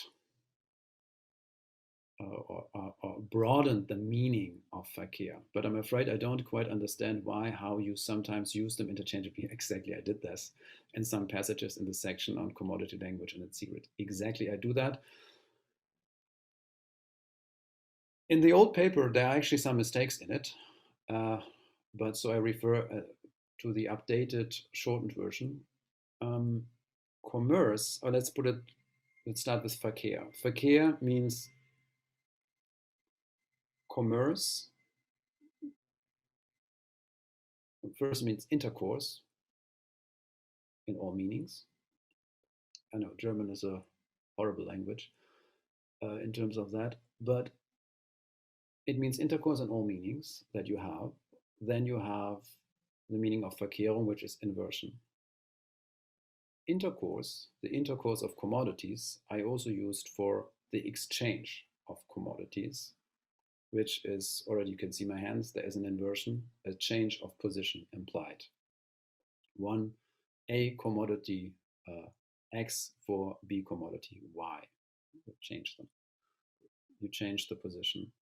So that's why I used, in terms of commodity language and its Verkehr, I used commerce, exchange, and inversion as a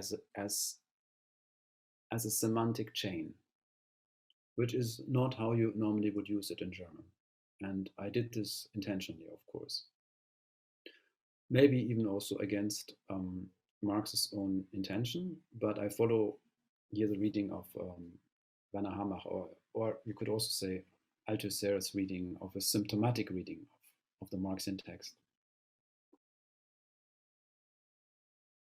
But it is crucial. It is crucial to understand that the commerce and intercourse of commodities perform in inversion, and literally in inversion, not figuratively, literally in person of positionalities in a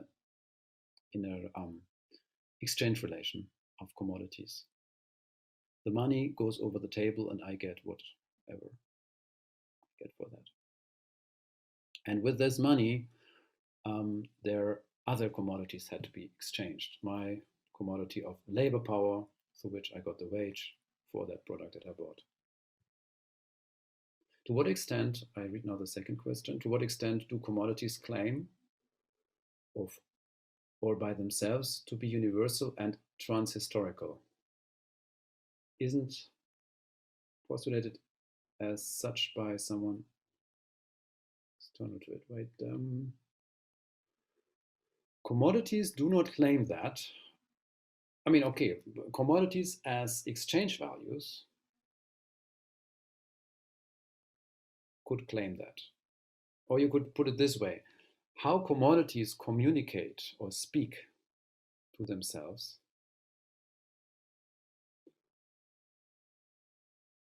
seems to be ahistorical and transhistorical, because the historical subject, the unconscious historical subject that is implied by commodity exchange is repressed. That is labor power or the proletariat.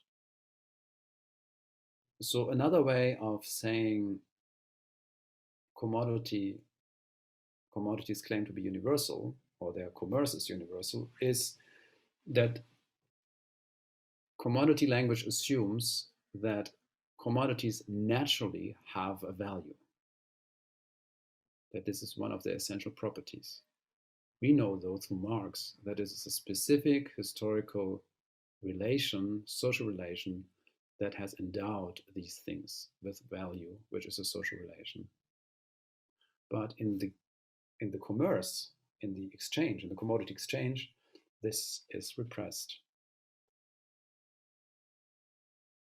So the universality is, of course, guaranteed through money, and the transhistoricity is difficult. More, I would say, transhistorical, I wouldn't say it. It's naturalized. It is naturalized that commodities have a value.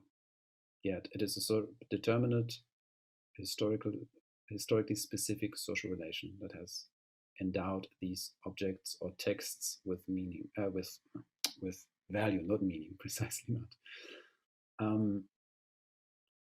And that they proceed as this self-referential universal commerce is not something external, accidental, intentional, or illusional. No, this is systemic. Back to section 2, I also don't understand how the unconscious subject in question can have agency. Of course it has agency, but its agency is not known.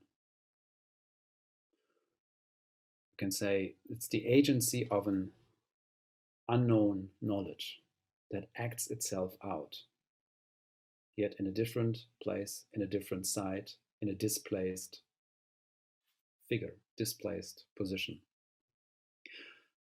Maybe I have to ask back here why this is any problem.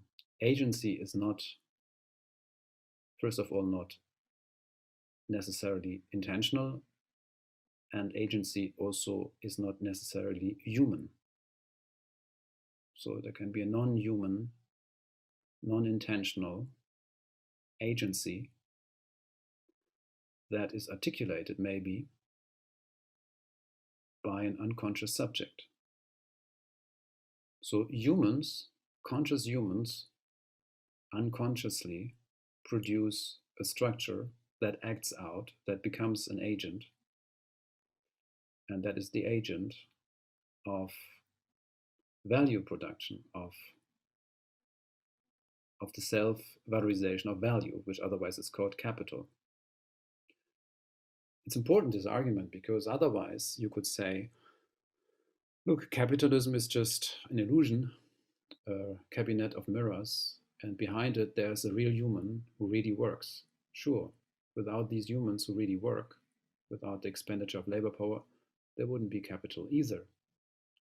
But there is a second layer to it, a second redoubling, a second automatization and autonomization of value productions, which work precisely through the mobilization of abstract social relations. And these abstract social relations are precisely those relations that create the social bond, the relation between every human and another human in capitalism. Now I have to ask who was first. I see Florian and I see Susanne, Alan, and Susanne. Oh, this is about the recording, and Swantje. Oh, this is also very important. Maybe I can read Swantje's point first, because it's very important to Verkehr and Verkehrung. In German, two nouns in common parlance have entirely different connotation. Exactly. And that's why I put them together. So when I say Verkehr, I hear Verkehrung. But you would never use this together. But if you look at Marx's value form analysis, just look at the chart that he writes there and the change of positions of the linen and the coat. Then you can actually see the Verkehrung of a relation which takes place, which is the jump from the second to the third value form, and then of course to the fourth, to the money form. So it was done intentionally, but I totally agree that you normally don't hear this. And there are really two, I mean, of course they go back to the prefix ver and kehre, turning, but they are two otherwise unrelated German nouns.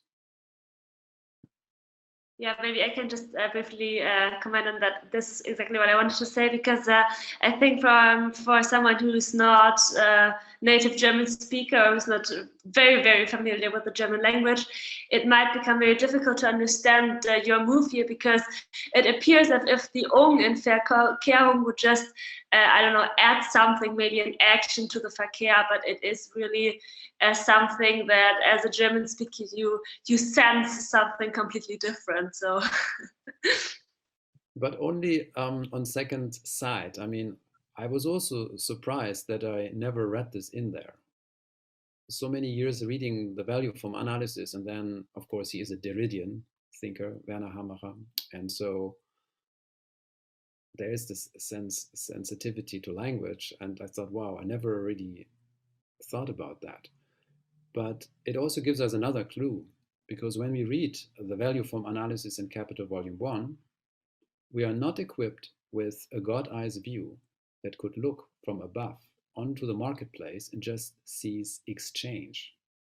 No, you are your positionality as reader and economic actor, basically thinking yourself or empathizing with the commodity soul, as he put it, means that you, not figuratively, but literally also in the book page, have to turn and invert the relation. And the whole point in the end, that you can invert the chain.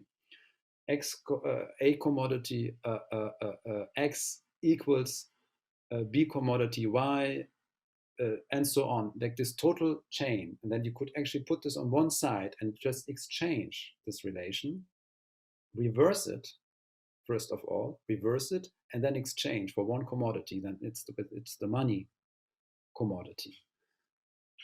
That is actually an inversion of the entire relation, which allows for any commerce in the exchange relation.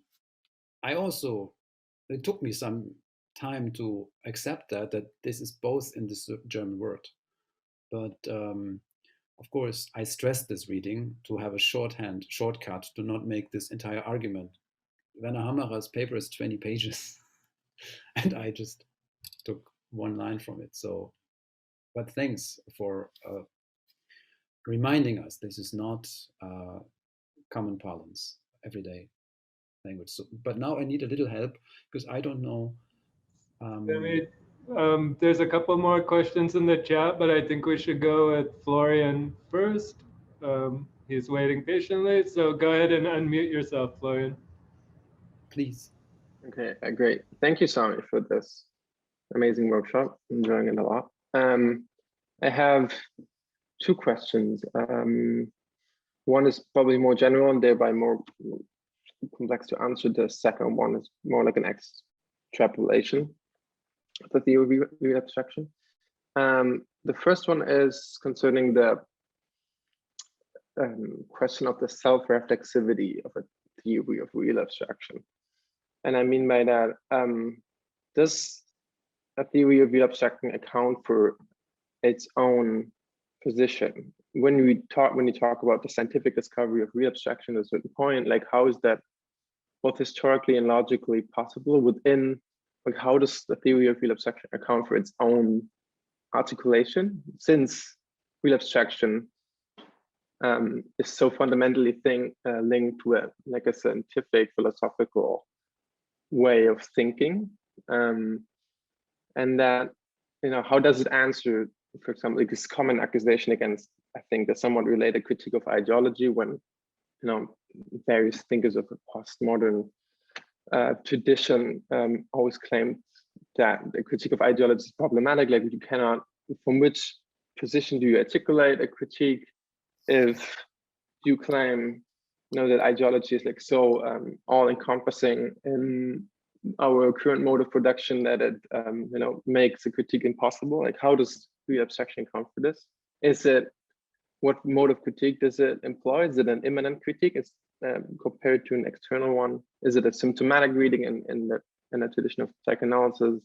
And then, of course, it this question also leads to a more general, like more fundamental question in philosophy pertaining to all materialisms. Like, this has always been the central problem of materialism. How does it account for its own articulation? And real abstraction, as, you know, real abstractions, abstraction in the real material world, seems to be an excellent way of addressing that question. And the second question I have is the one, if the theory of real abstraction can give us a more profound and precise understanding of such phenomenon as racism and anti-Semitism, in the sense that they're not the same. I'm thinking here of Moshe Poston's development of these questions when he talks about racism and anti-Semitism as being not the same, but related in the sense that they both personifications of a double character or double aspect that goes back to the commodity fetish. So, you know, what racism does in a certain way is that it is a ressentiment against, like, all these material residues, this leftover dimensions of use value, basically, that cannot be, you know, that resist commodification. There's this like use value side that is personified. And then anti-Semitism is different to that. This is not a racism, but a certain kind of discontent or ressentiment against the abstract dimension of universal exchangeability. You know, the everything, just mystical powers that lurk in the background, that are unrooted, that are behind the surface, so to speak, which you know, so both of these dimensions are, you know, racism and anti-Semitism are somehow, you know, related through this commodity form. And I was wondering if real abstraction has something to say to this. Or, I mean, it does say it through Moshe Poston is like employing it in these phenomena. And I was wondering if you have a standpoint on that. Yes, thanks a lot. This Thank is you. quite a lot. Thanks, Florian. I'm just thinking how I can answer that. So the first part on real abstraction maybe is the easier part. So first of all, what I called the autonomization, or the autonomy of the signifier, read into Marx's Capital as the autonomy of exchange values in their mutual, purely differential relation, knowing, bracketed here, that exchange value relation have a subject, an unconscious subject, because exchange value is the necessary form of appearance of value, value as a substance, abstract labor, and so on. We had this already before. But self-reflexivity is not the same as the autonomy of exchange value. It is precisely that there is a differential that introduces a difference into the otherwise tautological self-reflection of value mirrors itself in another value.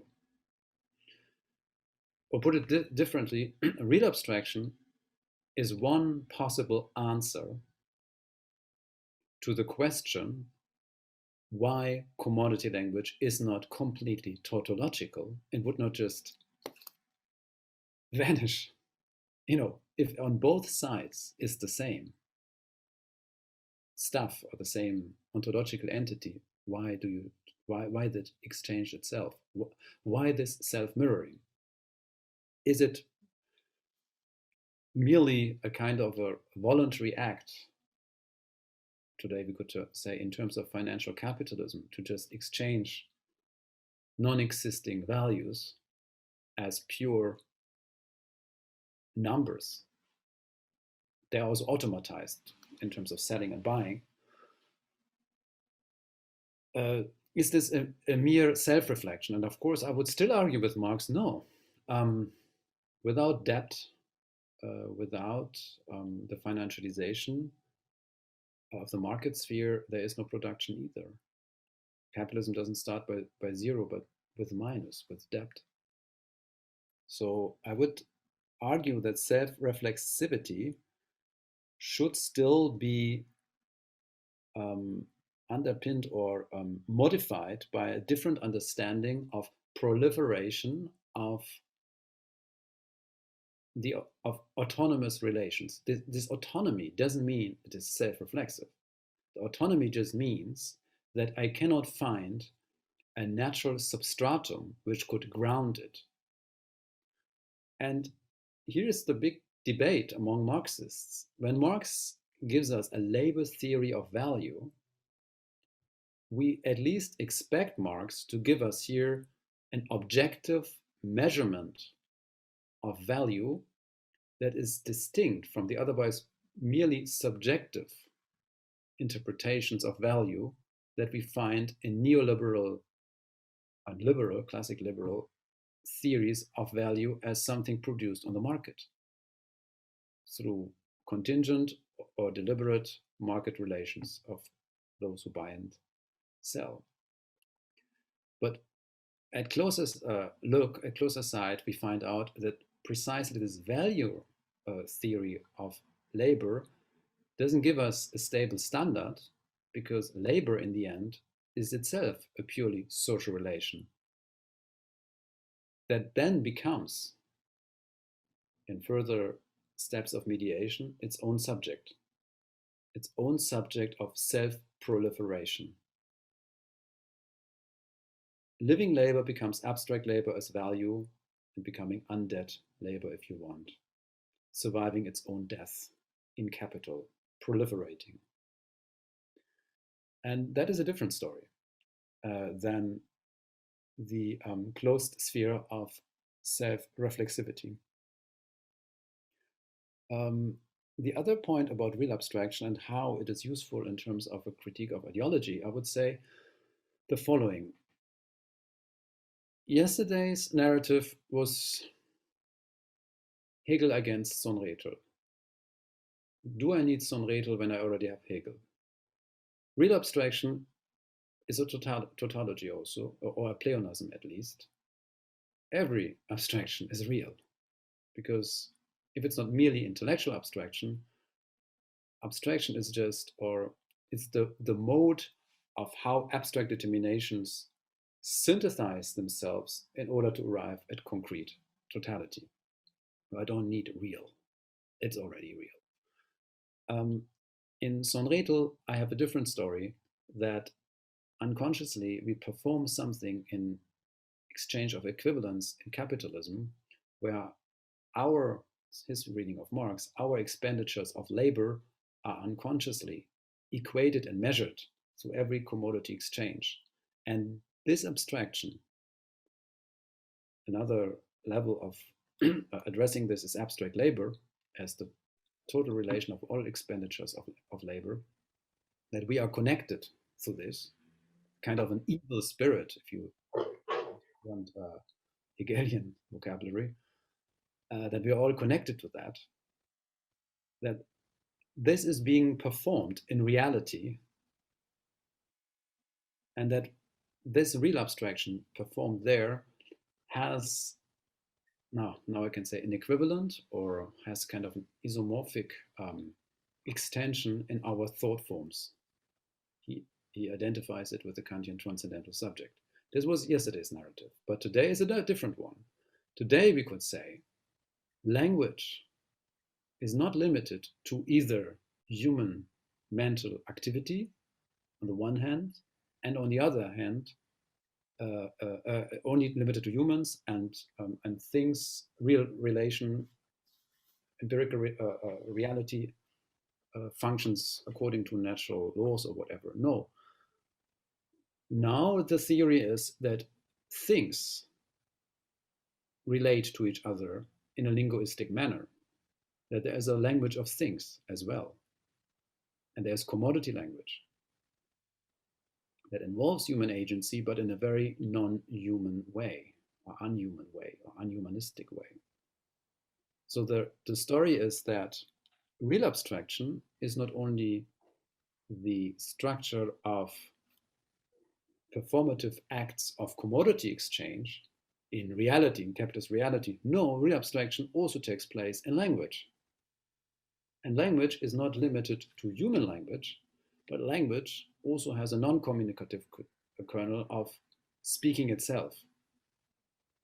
And also, and now this was the last point with Benjamin, if you look at his theory of allegory, of course, linguistic meaning can be produced through a configuration of things. And that is also real. So real abstraction is something that takes place in language.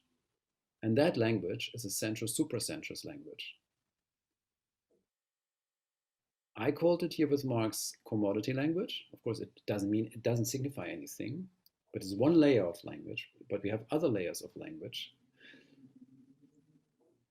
But it helps a lot if we read it with Lacan, because we could say, if the unconscious is structured like a language, then we could also understand what is this unconscious agency, the subject of exchange relation, i.e.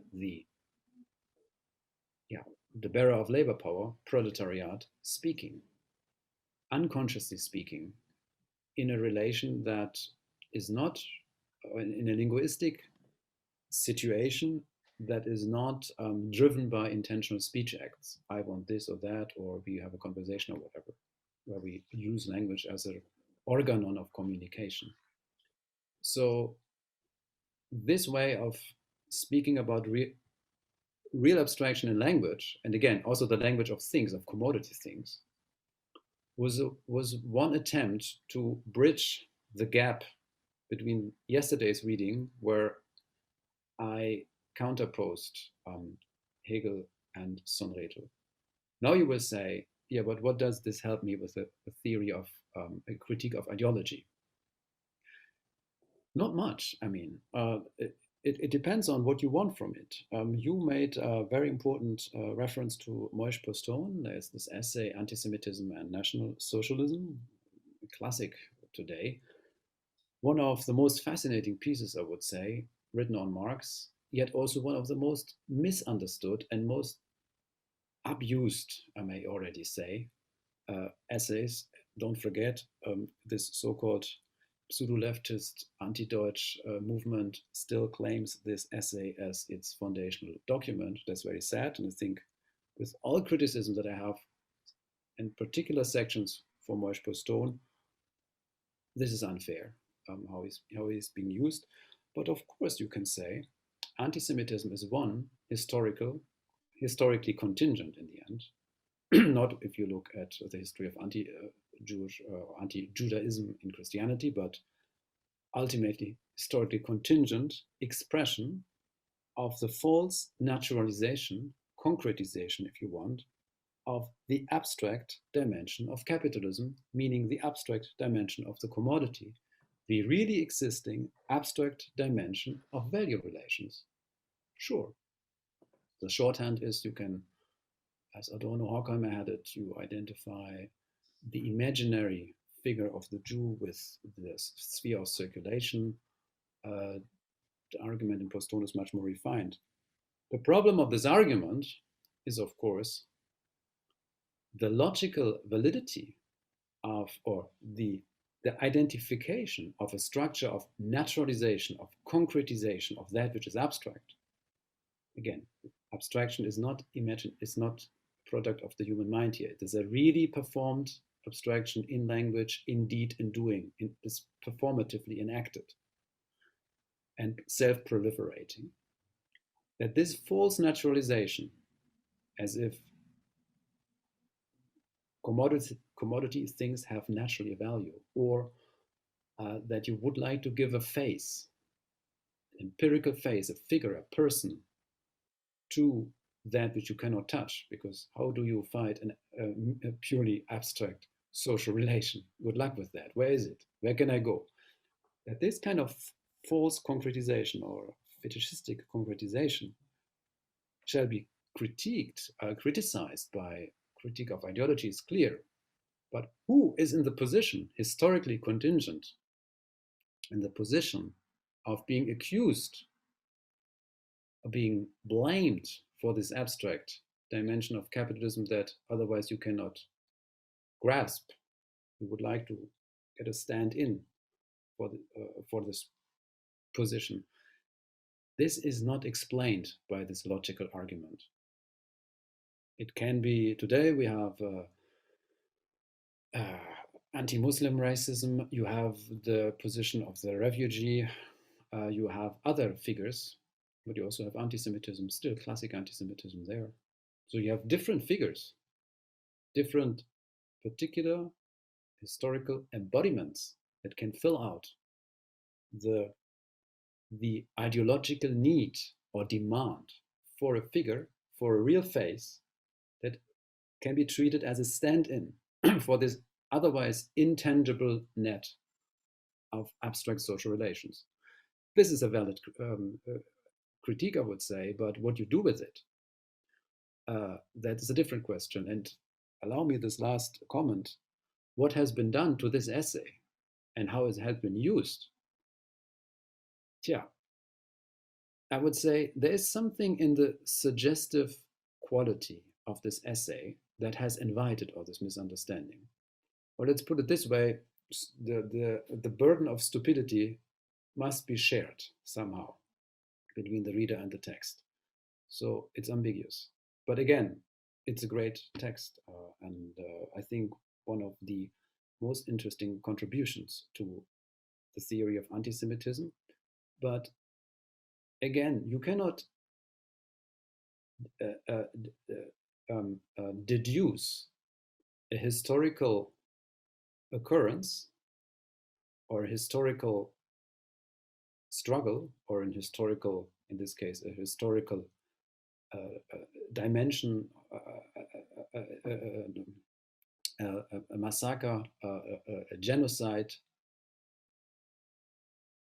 out of a logical explanation. You cannot deduce that.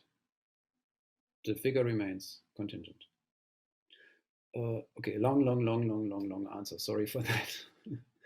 I know there are so many other questions now, and we have to move on. Thank you, Sami. It looks like from Alan has a question. He asked one at first and then clarified it down below. Do you see that one? Yes, I meant the problem of slavery in relation to wage labor is maybe a part of a larger problem of the humanist subject. I'm not a specialist on the humanist subject. I also don't know what it is actually. That I think I answered this question. It was one of my remarks to Conrad. I said that slave labor has always been part of capitalism and will always be as long as capitalism is there. There is no progressive arriving at the final stage of capitalism. Capitalism is in becoming, and capitalism is a trajectory. So uneven and combined development is why capitalism exists. Otherwise it cannot. So the question becomes more problematic if you say, does slave labor produce value? And that's an interesting question because according to Marx, I mean, he saw slavery, he saw what the extraction of absolute surplus value labor has done in the southern states of the United States. So he saw that and he commented on that. Whether you understand then slave labor as value producing, as labor, or as machinery, as fixed capital or invariable capital, is then up to interpretation. I would say, of course, that without slave labor, you don't have productive labor power.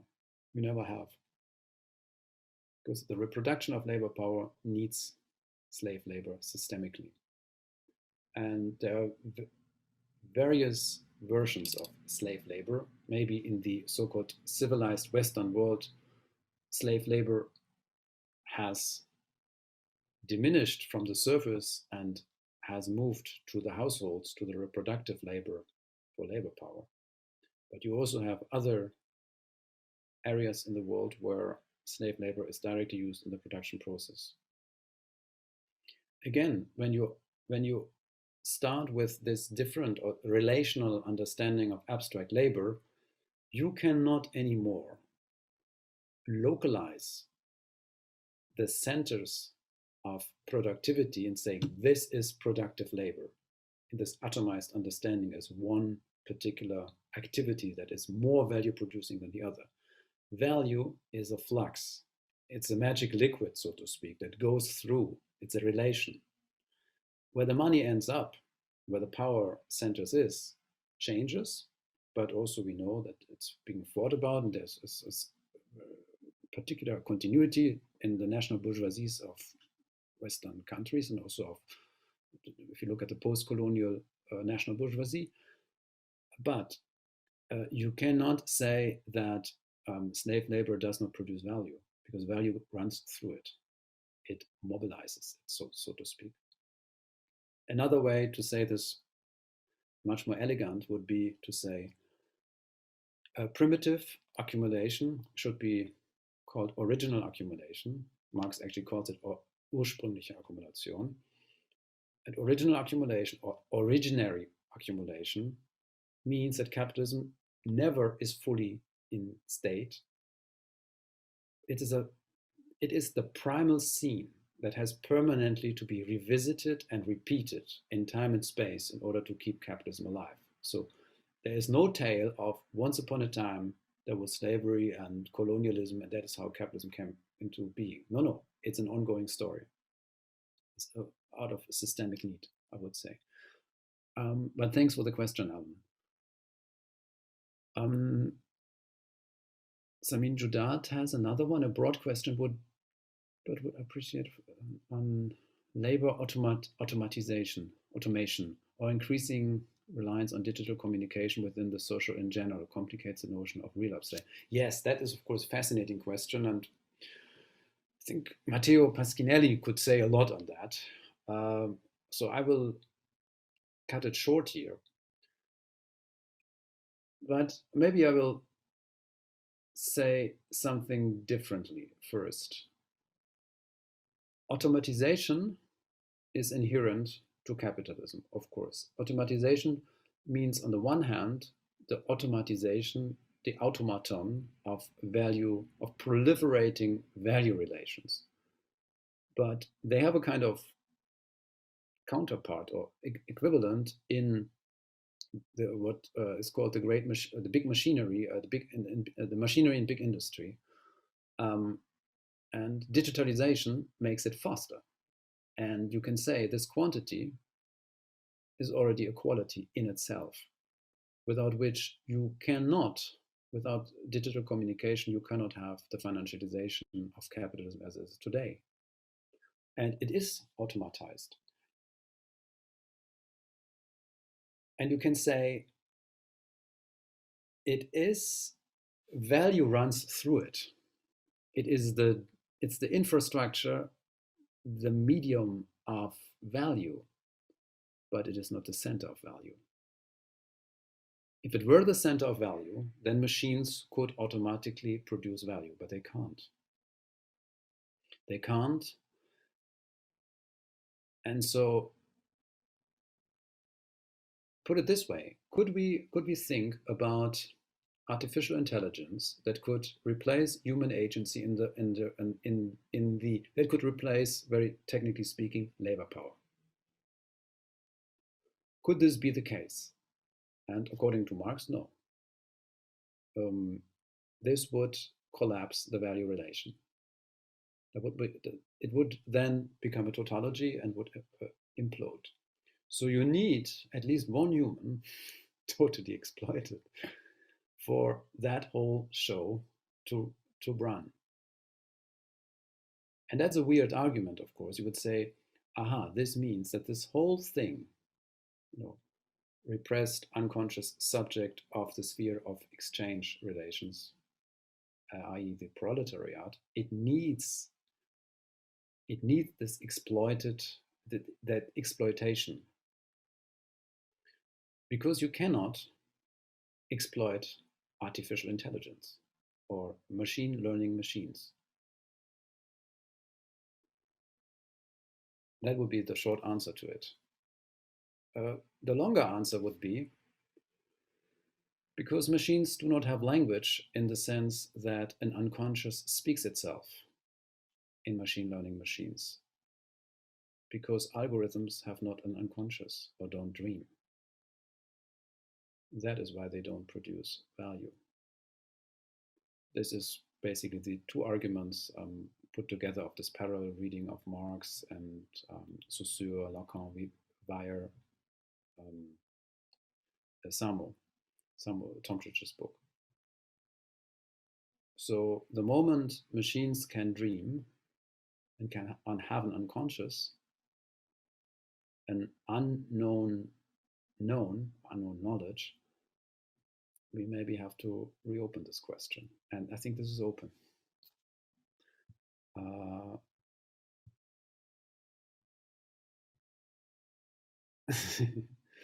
think yes, but there was another question.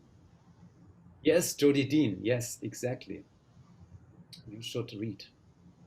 That's on the latest book.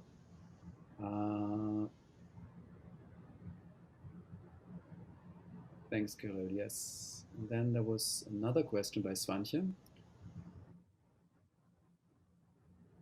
Where do you take your definition of aesthetics as rhetorics from? Oh, this old stuff, almost as one of the liberal arts, just as old as Aristotle. Or no, actually, I take it even from Baumgarten.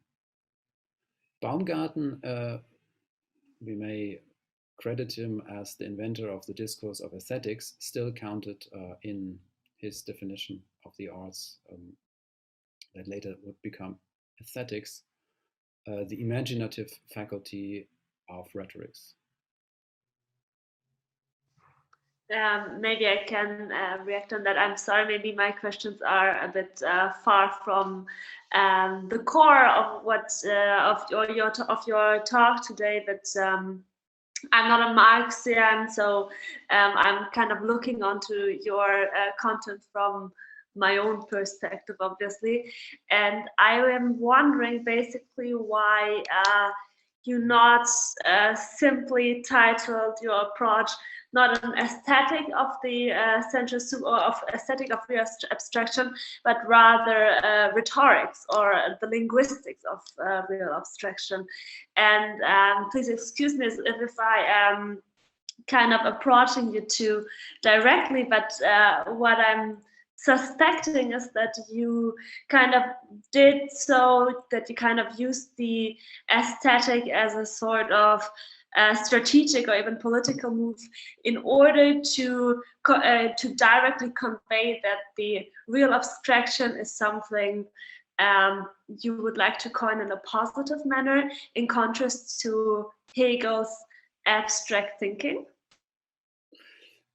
I mean, Hegel doesn't think abstract. But you would others think abstractly.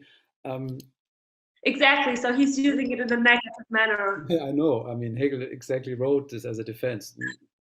I don't think abstractly. I think concretely. You think abstractly. That was his joke with Marx. But no, I have to think about that. I mean, it makes sense what you say to me, totally. But I take it from Benjamin. The aesthetics is linguistically structured. There is no continent of the aesthetics there and another continent of language, which might be inquired through rhetorics, on the other hand. Aesthetics are generally perception, sensuous or not. So supra-sensuous, unsensuous is one layer of the strata of language. And that's Benjamin. It's very classic Benjamin. And you could also combine this with Hegel. It is basically trying to undo the prevalence or preponderance of the visual arts in aesthetics. Because it's not clear that aesthetics should be a theory, if you bracket the Kantian discourse on the theory of fine art. It is not in the original sense of aesthesis. Why does aesthetics should be a theory of sensuous perception? It is just a theory of perception. And what perception is, how much the imaginative faculty and how much symbolic orders. So you would say linguistic, in the broadest sense, relations partake in it, is a question, I think, up to debate. And that you read an image not as a text, but as it, but not, an image is not a text, but you read an image as a text, or as a textual meaning to a text, or that text and meaning, or that image and text intersect, was one of the main theories of Benjamin. I mean, when you looked at allegories, also how the figuration of these famous capital letters that are in the beginning of, let's say, a Baroque book of allegories and emblems, how the meaning flows from the visual into the linguistic, and that. So I take this seriously in Benjamin, and this was also the outro with his allegorical understanding of the commodity form. So I would not have a strong cut between a textual world and a sensuous visual aesthetic world. I would say language is aesthetic.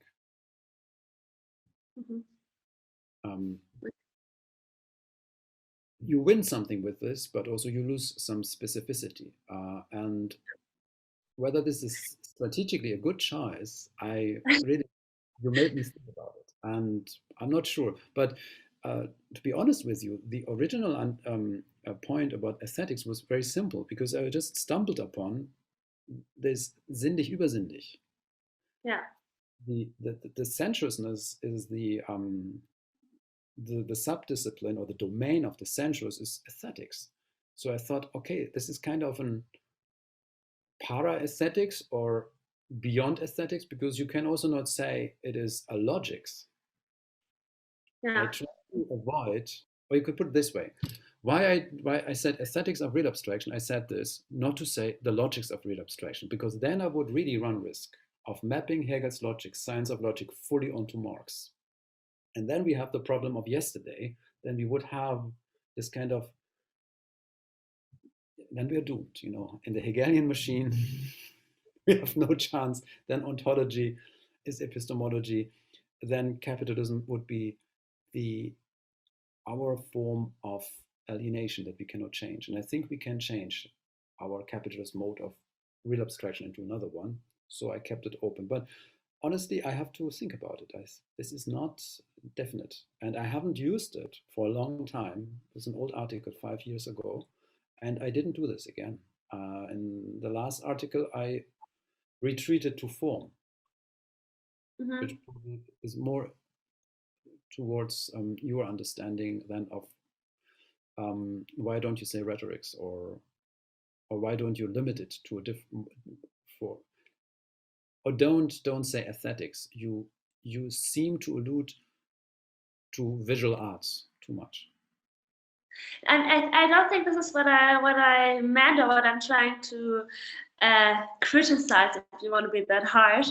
I mean, when you really start from the term sinnlich über sinnlich, then it makes total sense to engage with the aesthetic. But on the other hand, you could just stay to the term itself and call it, I don't know, the sensual theory or sensuality.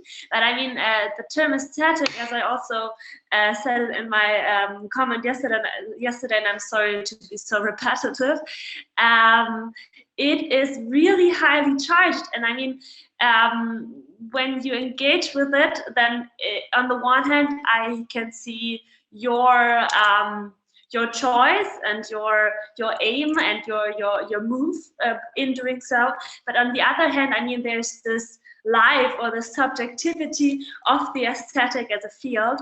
And I sense that you do not really go into depth about the aesthetic, at least in the papers that you provided for your workshop. So I sense that when a lot of people do that, then the aesthetic as a term is losing content, you know? So it is becoming broader and broader and broader, but in the end, for someone who really wants to learn something about the aesthetic, then it's getting very difficult to find one's way through this forest of all these approaches that name themselves aesthetic, but in the end, and this is not, please don't get me wrong, this is not to criticize you, but that do not really are in the core of aesthetics. Yeah, but you know what I will answer you. What is then the core of aesthetics? And don't forget that the ambiguity of this horrible genitivus objectivus, genitivus subjectivus is the aesthetic, the subject of an object that we may call real abstraction, or is real abstraction here the subject to which it has an object, which is the aesthetics. And this ambiguity we can't get out of the language anyways. Of course, obviously, I voted or opted for genitivus subjectivus, of course. But I have to return to this point and say, what is the origin of aesthetic theory? Kant's third critique. This is the power of judgment. So that the aesthetic judgment is grounded in the structure of language, is the original act of the entire discourse, which actually grounded the autonomy of fine art, as illusionary as it was. So I think we cannot simply assume that there is a real aesthetics, and then there are these whatever non-essential peripheral original gestures that open for it. I would claim without any ambiguity that aesthetic judgment is grounded in language, and language is aesthetical. I'm sorry, I don't know if we have the time. No, but I would say that of course you're right, that the realm of the aesthetic and today you can say modernity is the age of the aesthetic, is not fully explored and would be totally misunderstood if reduced to the realm of language. And to that totally I agree. So in a way, there is this signifier that alludes to so many, or can be associated to so many realms and subdisciplines. And then I just took this very narrow definition, not, but domain or discourse of aesthetics, and only use that. And then in the end, yeah, but that's very unethical. I didn't get it. And you're right. I don't want to say that these approaches that do not really are in what I named before, in what was maybe a bit normative core aesthetics. I don't want to say that they cannot contribute anything to the aesthetic. I personally, in reading your paper, I felt that your approach or the way you define the allegorical look, I really feel that this can add something to the aesthetic debate if we see this as a field of philosophical research. So I don't want to downgrade your achievement, and I think it can also be engaged with or used for or add a surplus to the aesthetics with a capital A, if you want to name it as that. And I mean, on the other hand, you said that the aesthetic theory has its origin in Kant or Baumgarten, and I mean, what Baumgarten basically coined maybe was the term aesthetic, but as you also said it before, in naming Aristotle, I mean, the aesthetic discourse is far older than modernity, and the origin of the aesthetic discourse, I would say, is not language but mathematics. Yeah. So geometry. Yes, I would totally agree, and that is also when you can say. This would give us an interesting angle for a critique of the self-image that modernity as the aesthetic age or the aesthetic discourse of modernity painted of itself. Totally, I agree to this. But we are not yet done because you have another question. I'm sorry, maybe we can skip this one and you can go on to the next one. This is one of the most important questions because it's a similar, not a similar, but a parallel argument to slave labor. Yeah. Because householding, basic labors of cooking, cleaning, child raising, everything that might be called reproductive labor that reproduces labor power as a commodity is, of course, essential. It is value creating, not directly, but indirectly insofar as it creates the very commodity, labor power. The labor commodity is not, labor power is not just there. It has to be produced. Of course, the state does some infrastructures as well, but it is only there because of unpaid reproductive labor. And only because of that, you have labor power. Only because of that, you have the expenditure of labor power. Only because of that, you have the total relation of all expenditures of labor power. And only because of that, you have concrete labors in their mutual total relation. Only because of that, you have abstract labor, which is the substance of value. And only because of that, you have value. And only because of that, you have the self-valorization of value as capital and the money form. So this is not a peripheral or like a appendix. This is the core of all, because there is labor power being produced, and labor power is being produced as a commodity. This means that all these things which are called householding are also commodified. Yet in bourgeois ideology, they are naturalized. They're done for love, for care.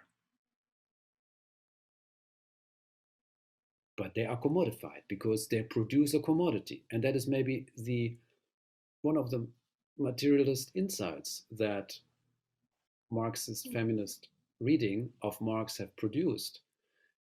When Italian feminists claimed wages for housework, it just was meant as a gesture to point out that whatever your emotional attachment to this labor is, it produces a commodity, and this commodity has a clear name. It's called labor power.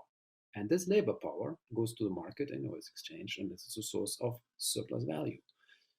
So I think this is the question of all. This is the most crucial point. But it is also the point where the highest investment of ideological labor takes place. Because that labor is naturalized.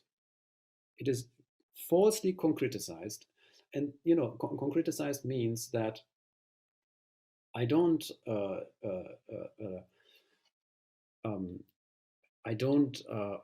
deny the emotional or you can say you cannot fully quantify in value terms the emotional or the affective relations at stake in this part of commodity production. That's true. That's the use value dimension.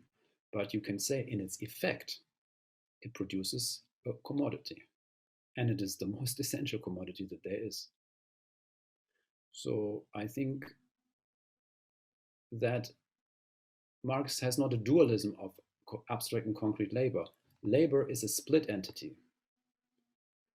If there is no abstract labor, there is no concrete labor either.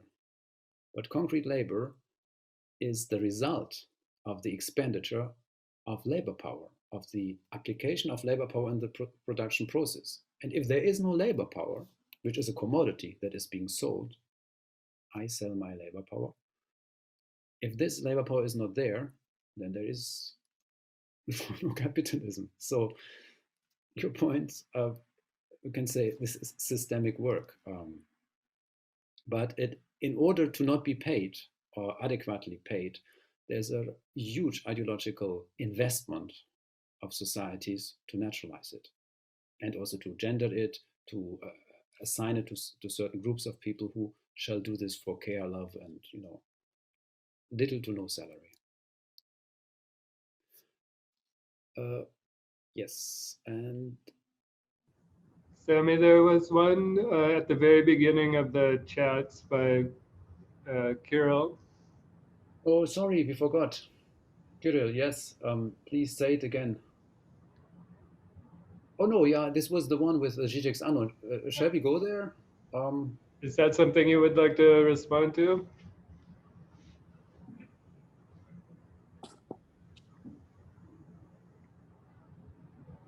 I have to read it.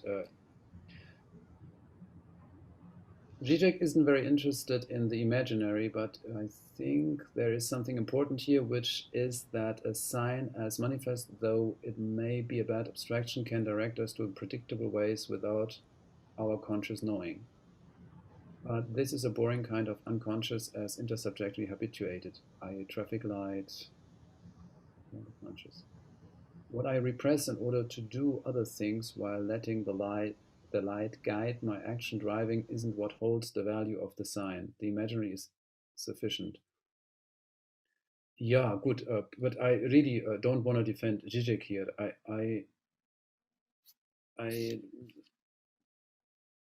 I agree that the traffic light and my pre-conscious or subconscious automatic habitual reactions to traffic signs are not a good example of what is unconscious, as unconscious and pre-conscious are not the same. We could discuss that, of course, but for me it was only interesting insofar that unknown knowns is real abstraction, that this could function as an unknown known as the unconscious. That's why I drew this chart, but I didn't discuss it really. I may ask back, what does it explain in our discussion today, or how could it help other than opening another thread?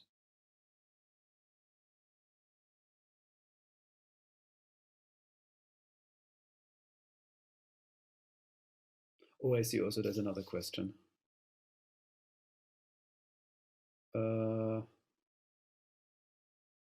I keep this question open because I really have no answer to it, because I would have to ask back.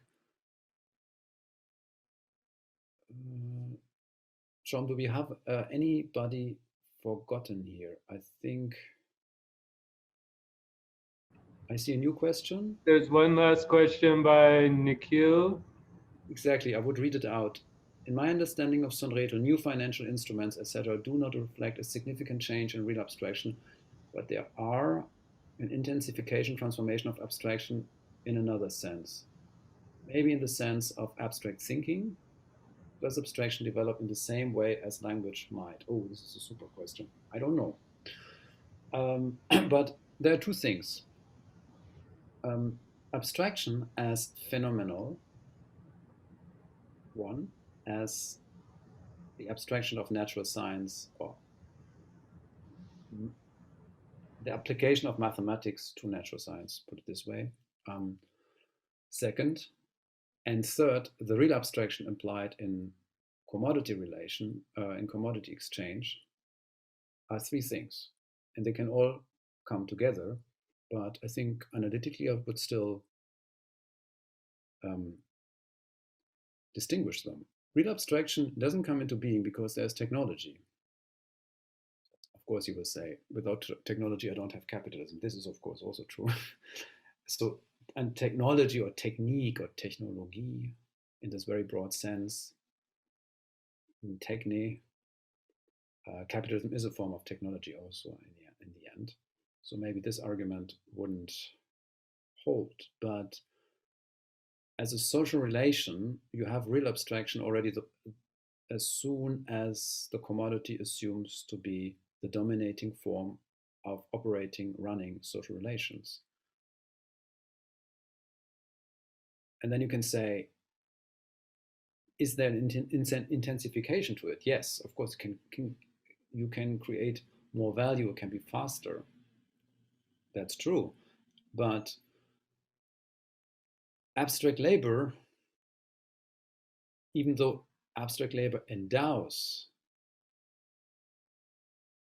the material embodiments of technology with value, this value is not reducible to these new technologies.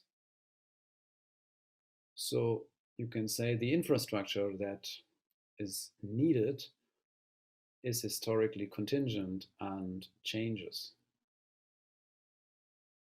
So these are basically categorically different arguments. But you can say there is a different trajectory in the current state of affairs in terms of digitalization that could tell us a different story of abstraction, which is a different story than the story of real abstraction in Capital Volume 1. However, these two stories happen at the same time. One happens on the level of concrete labor, and the other one on the level of abstract labor. Or to say it very bluntly,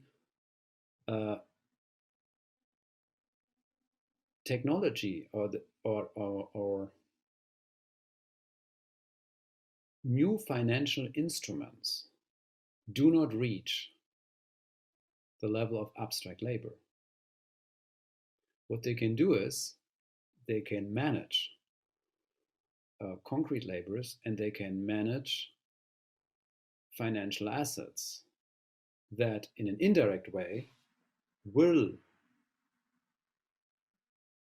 modify the concrete totality of all value relations that there are. This is true. But this has always been the case insofar as capitalism is financialized. There is no financialized capitalism. However, and I said this also earlier, I would say we could accept the claim that this kind of sheer quantity of other sides of possible value generation, value production, has already created a quality of its own, and there I would agree. But you see, these are two levels of the argument. You have, of course, in earlier stages already real abstraction as well. But the argument is flawed in a way, because you can always look back, yeah, we always had that, because now we see it. You can also say, why is it so interesting today to talk about real abstraction when that guy is already dead and the other guy is dead 150 years ago? So why? What's the point?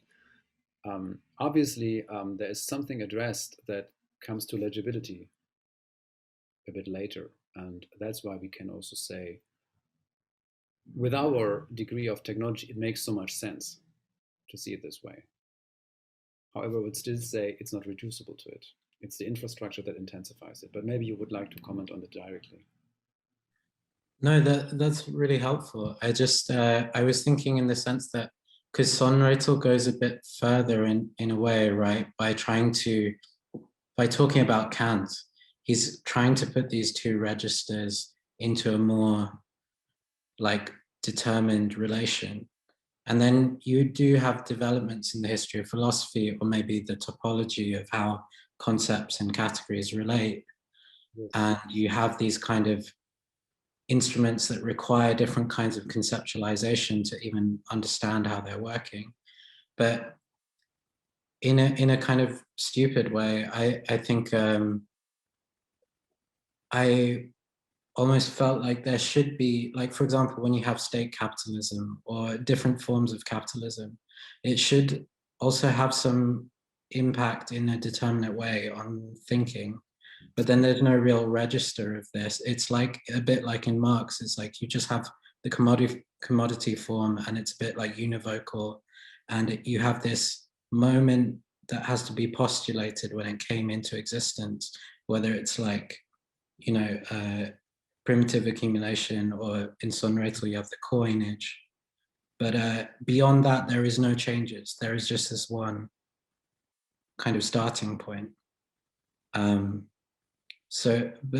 then when you bring in this commodity language and things, there's also an element to language where it's like there are changes that are not perceivable from the position within the language, because although there's a kind of like shift in the science, it's not at the conscious level. There's no register of, you know, it happens at a level of the totality or something. The user doesn't really make or choose the meaning. Yes. Or, I don't know. Yeah. I mean, there are many questions or problems here. How can you historicize capitalism when this attempt of historicization affirms a certain logical validity that seems to be not tainted or not bound to history or historical change? And of course, then it immediately becomes a circular argument. So history would then be this, which is premised on that which has not been changed.